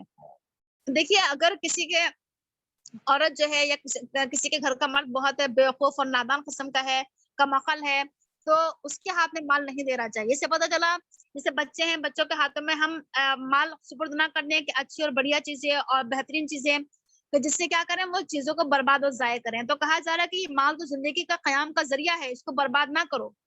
اور تم کیا کرو, ایسے لوگوں کو خود ہی کیا کر دو, کھلاؤ اور پلاؤ, پہناؤ, اور پھر لوگوں سے اچھے طریقے سے بات کرو. اور یتیموں کو جانچتے رہو جب تک کہ وہ نکاح کی عمر کو نہ پہنچ جائیں. اور اگر تم ان کے اندر یہ دیکھو کہ ان کے اندر عقل آ گئی ہے تو ان کا مال ان کے حوالے کر دو, اور تم ان کا مال جلدی جلدی نہ کھاؤ, اسراف کر کے نہ کھاؤ کہ وہ بڑے ہو جائیں گے. اور اگر تم میں سے کوئی مالدار ہے تو اس کو چاہیے کہ وہ اس مال سے بچے, لیکن اگر کوئی تنگ دست ہے تو وہ اس کا مال کھا سکتا ہے معروف کے مطابق. اور اگر تم ان کا مال جس وقت ان کے تم حوالے کرو تو تم کسی کو گواہ بنا لو, اللہ تعالیٰ حساب لینے کے لیے کافی ہے. اب یہاں سے جو شروع ہو رہا ہے وہ اس کے وراثت کے تعلق سے شروع ہو رہا ہے کہ مردوں کے لیے حصہ ہے اس میں سے جو چھوڑے والدین اور رشتے دار, اور عورتوں کے لیے حصہ ہے اس میں سے جو چھوڑے والدین اور رشتے دار, خواہ وہ کم چھوڑے یا زیادہ چھوڑے. اور یہ وراثت کے حصے فرض کیے ہوئے ہیں اللہ تعالیٰ کی طرف سے, نصب کردہ ہیں. اور جب مال تقسیم ہو رہا ہو اس وقت اگر رشتے دار موجود ہیں, یتیم موجود ہیں, مسکین موجود ہیں, تو تم ان کو بھی تھوڑا بہت مال دے دو اور ان سے اچھے طریقے سے بات کرو. اور ڈرنا چاہیے لوگوں کو کہ اگر وہ اپنے پیچھے کمزور اولاد چھوڑتے تو انہیں کتنا ڈر ہوتا. بس لوگوں کو چاہیے کہ وہ اللہ سے ڈریں اور صحیح بات کہیں. بے شک وہ لوگ جو یتیموں کا مال کھاتے ہیں ظالمانہ طریقے سے, وہ اپنے پیٹ میں آگ بھر رہے ہیں اور جلدی ہی وہ بھڑکتی ہوئی آگ میں ڈالے جائیں گے. اللہ تعالیٰ تمہاری اولاد کے سلسلے میں تمہیں تاکیدی وصیت کرتا ہے, مردوں کا حصہ 2 عورتوں کے برابر ہے. اگر تم 2 عورتوں سے زیادہ ہو, تم میں سے اگر 2 عورتوں سے زیادہ ہیں تو پھر ان کے لیے 2/3 حصہ ہے ترکے میں سے, اور اگر ایک ہی عورت ہے تو پھر اس کے لیے نصف حصہ حصہ ہے ترکے میں سے، اور والدین کے میں سے ہر ایک کے لیے چھٹا حصہ ہے ترکے میں سے۔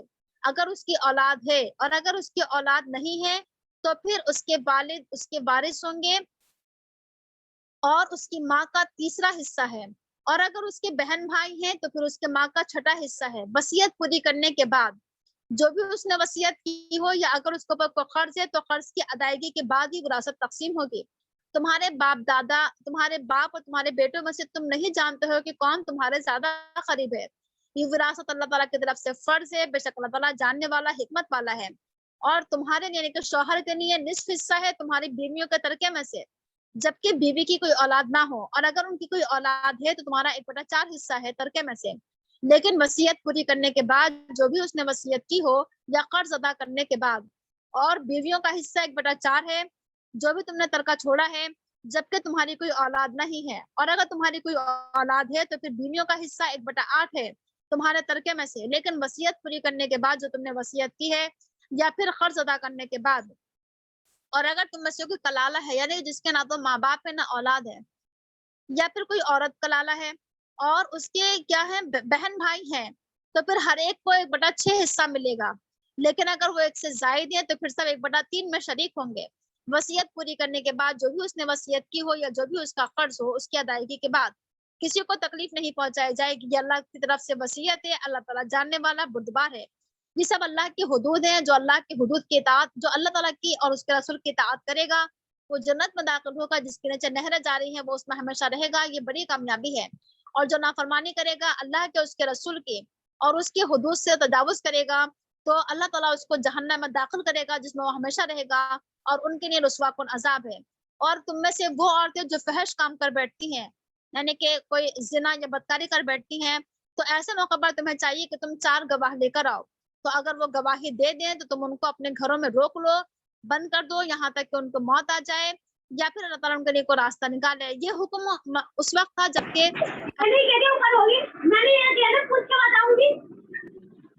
زانی سے تعلق یہ آیا تھا کہ قرآن کریم میں بعد میں حکم آیا تھا نا کہ زانی کو 100 کوڑے مارو، اس سے پہلے حکم یہ تھا کہ ایسی عورتوں کو گھروں میں بند کر دو جب تک کہ کیا ہو جائے، ان کو موت نہ آ جائے، یا پھر اللہ تعالیٰ ان کے لیے کوئی راستہ نکال دے۔ تو راستہ یہ نکالا کہ پھر کوڑے مارنے کا حکم دیا گیا۔ اور تم میں سے اگر کوئی بھی فحش کام کرے تو تم ان کو اذیت دو جب تک اگر وہ توبہ کر لیں اور اپنی زندگی کی اصلاح کر لیں، پھر تم ان سے اعراض کرو۔ بے شک اللہ تعالیٰ توبہ قبول کرنے والا، رحم کرنے والا ہے۔ بے شک اللہ تعالیٰ ان لوگوں کی توبہ قبول کرتا ہے جو لوگ برا کام کرنے کے بعد، کہ اگر نادانی میں کوئی کام غلط کر لیا انہوں نے، پھر جلدی ہی توبہ کر لی، یعنی توبہ فوراً کر لینا چاہیے، نہیں کہ انتظار کریں کہ ابھی کر لیں گے، ٹال مٹول نہیں کرنا چاہیے۔ اگر نادانی میں، جہالت میں کوئی عمل ہو گیا تو فوراً توبہ کریں، اللہ تعالیٰ توبہ قبول کرے گا، اللہ تعالیٰ جاننے والا، حکمت والا ہے۔ اور اللہ تعالیٰ توبہ قبول نہیں کرتا ہے ان لوگوں کی جو بہت زیادہ برے کام کریں اور پھر جب ان کی موت کا وقت آ جائے تو پھر کہیں کہ اب میں توبہ کرتا ہوں، تو اللہ تعالیٰ ایسے لوگوں کی توبہ قبول نہیں کرتا ہے۔ اور پھر یعنی کہ موت کو دیکھنے کے بعد کیا اب میں توبہ کرتا ہوں تو مناسب نہیں ہے، توبہ قبول نہیں ہوگی۔ وہ لوگ جو کفر کے حالات میں مرتے ہیں اللہ تعالیٰ ان کی توبہ قبول نہیں کرے گا۔ اللہ تعالیٰ نے ایسے لوگوں کے لیے دردناک عذاب تیار کر رکھا ہے۔ اے ایمان والو، تمہارے لیے جائز نہیں ہے کہ تم عورتوں کے زبردستی وارث بن جاؤ، اور تم عورتوں کو نہ روکو کہ تم ان سے بعض وہ چیزیں لے لو جو تم ان کو دے چکے ہو، مگر یہ کہ کسی عورت نے کھلی ہوئی بے حیائی کا کام کیا ہو، یعنی اگر مہر دے چکے ہیں یا کچھ تحفہ دے چکے ہیں تو پھر ان سے لینا مناسب نہیں ہے، جائز نہیں ہے۔ عورتوں کے ساتھ اچھا سلوک کرو، اور اگر تمہیں عورتیں ناپسند ہیں، اپنی بیویاں ناپسند ہیں، تو ہو سکتا ہے کہ تم ان کی کسی ایک چیز کو ناپسند کر رہے ہو، لیکن اللہ تعالیٰ نے اس میں کوئی خیر رکھا ہو اور بہت بڑا کوئی خیر رکھا ہو۔ اور اگر یعنی ایسے موقع پر کہ اگر شوہر کو بیوی یا بیوی کو ناپسند ہے بہت ساری عادتیں، تو یہ دیکھے کہ اللہ تعالیٰ نے ہو سکتا ہے اس کے اندر کوئی اچھی عادت بھی رکھی ہو۔ اور اگر تم کسی ایک بیوی کے بدلے کسی دوسری بیوی یا ایک شوہر کے بدلے دوسرے شوہر، اگر تم زوج کو بدلنا چاہتے ہو اور تم ان کو مہر دے چکے ہو اور بہت زیادہ مہر دے چکے ہو، تو تم کچھ بھی واپس نہیں لوگے۔ اس آیت سے پتہ یہ چلا کہ مہر کی کوئی حد نہیں ہے، زیادہ سے زیادہ مہر بھی رکھا جا سکتا ہے اور کم سے کم بھی، لیکن واپس لینا مناسب نہیں ہے۔ اگر ہم نے کسی کو مہر دے کر واپس لیا، اس کا مطلب یہ ہے کہ ہم اس پر بہتان لگا رہے ہیں، اور یہ بہت بڑا گناہ ہے۔ اور کیسے تم اس سے مہر لے سکتے ہو حالانکہ تم ایک دوسرے سے فائدہ اٹھا چکے ہو اور وہ تم سے بہت مضبوط عہد لے چکی ہیں یا لے چکے ہیں۔ اور تم نکاح مت کرو اس سے جس سے تمہارے باپ دادا نکاح کر چکے ہیں، یعنی اپنی ماں سے نکاح کرنا جائز نہیں ہے۔ زمانہ جہلیت میں لوگ ایسا کرتے تھے، جو ہو گیا سو ہو گیا، یہ ایک فحش کام ہے، گناہ کا کام ہے، یہ بدترین راستہ ہے۔ اب بتایا جا رہا ہے کہ کن کن لوگوں سے نکاح کرنا جائز نہیں ہے. تمہارے پر حرام کر دی گئی ہیں تمہاری مائیں، تمہاری بیٹیاں، تمہاری بہنیں، تمہاری پھوپھیاں، تمہاری خالائیں، تمہاری بھانجیاں، تمہاری بھتیجیاں، تمہاری رضائی مائیں، تمہاری رضائی بہنیں، اور تمہاری بیویوں کی مائیں یعنی تمہاری ساس، اور تمہاری وہ اولادیں جو تمہاری عورتوں کی گودوں میں پرورش پا رہی ہوں. یعنی عورت اپنی اولاد کو ساتھ میں لے کر آئی ہے، اس عورت سے تم دخول کر چکے ہو تو پھر اس کے بیٹے سے نکاح کرنا جائز نہیں ہے. لیکن اگر تم نے اپنے بیوی سے دخول نہیں کیا ہے تو پھر کوئی حرج کی بات نہیں ہے. اور تمہاری بیٹوں کی بیوی یعنی کہ بہوؤں سے نکاح کرنا جائز نہیں ہے، جبکہ وہ تمہارے سگی بہویں ہوں. اور یہ کہ تم دو بہنوں کو ایک نکاح میں جمع نہیں کرو، ایک ہی وقت میں دو بہنوں سے نکاح کرنا جائز نہیں ہے، مگر جو گزر گیا سو گزر گیا. بے شک اللہ تعالیٰ معاف کرنے والا، رحم کرنے والا ہے. سبحانک اللہم و بحمدک نشہد ان لا الہ الا انت نستغفرک و نتوب الیک. بہت ساری باتوں کی تشریح نہیں ہو پاتی ہے کیونکہ وقت کی کمی کی وجہ سے، تو انشاءاللہ ہم رمضان کے بعد جو ہے وہ تفسیر آپ کے سامنے رکھیں گے.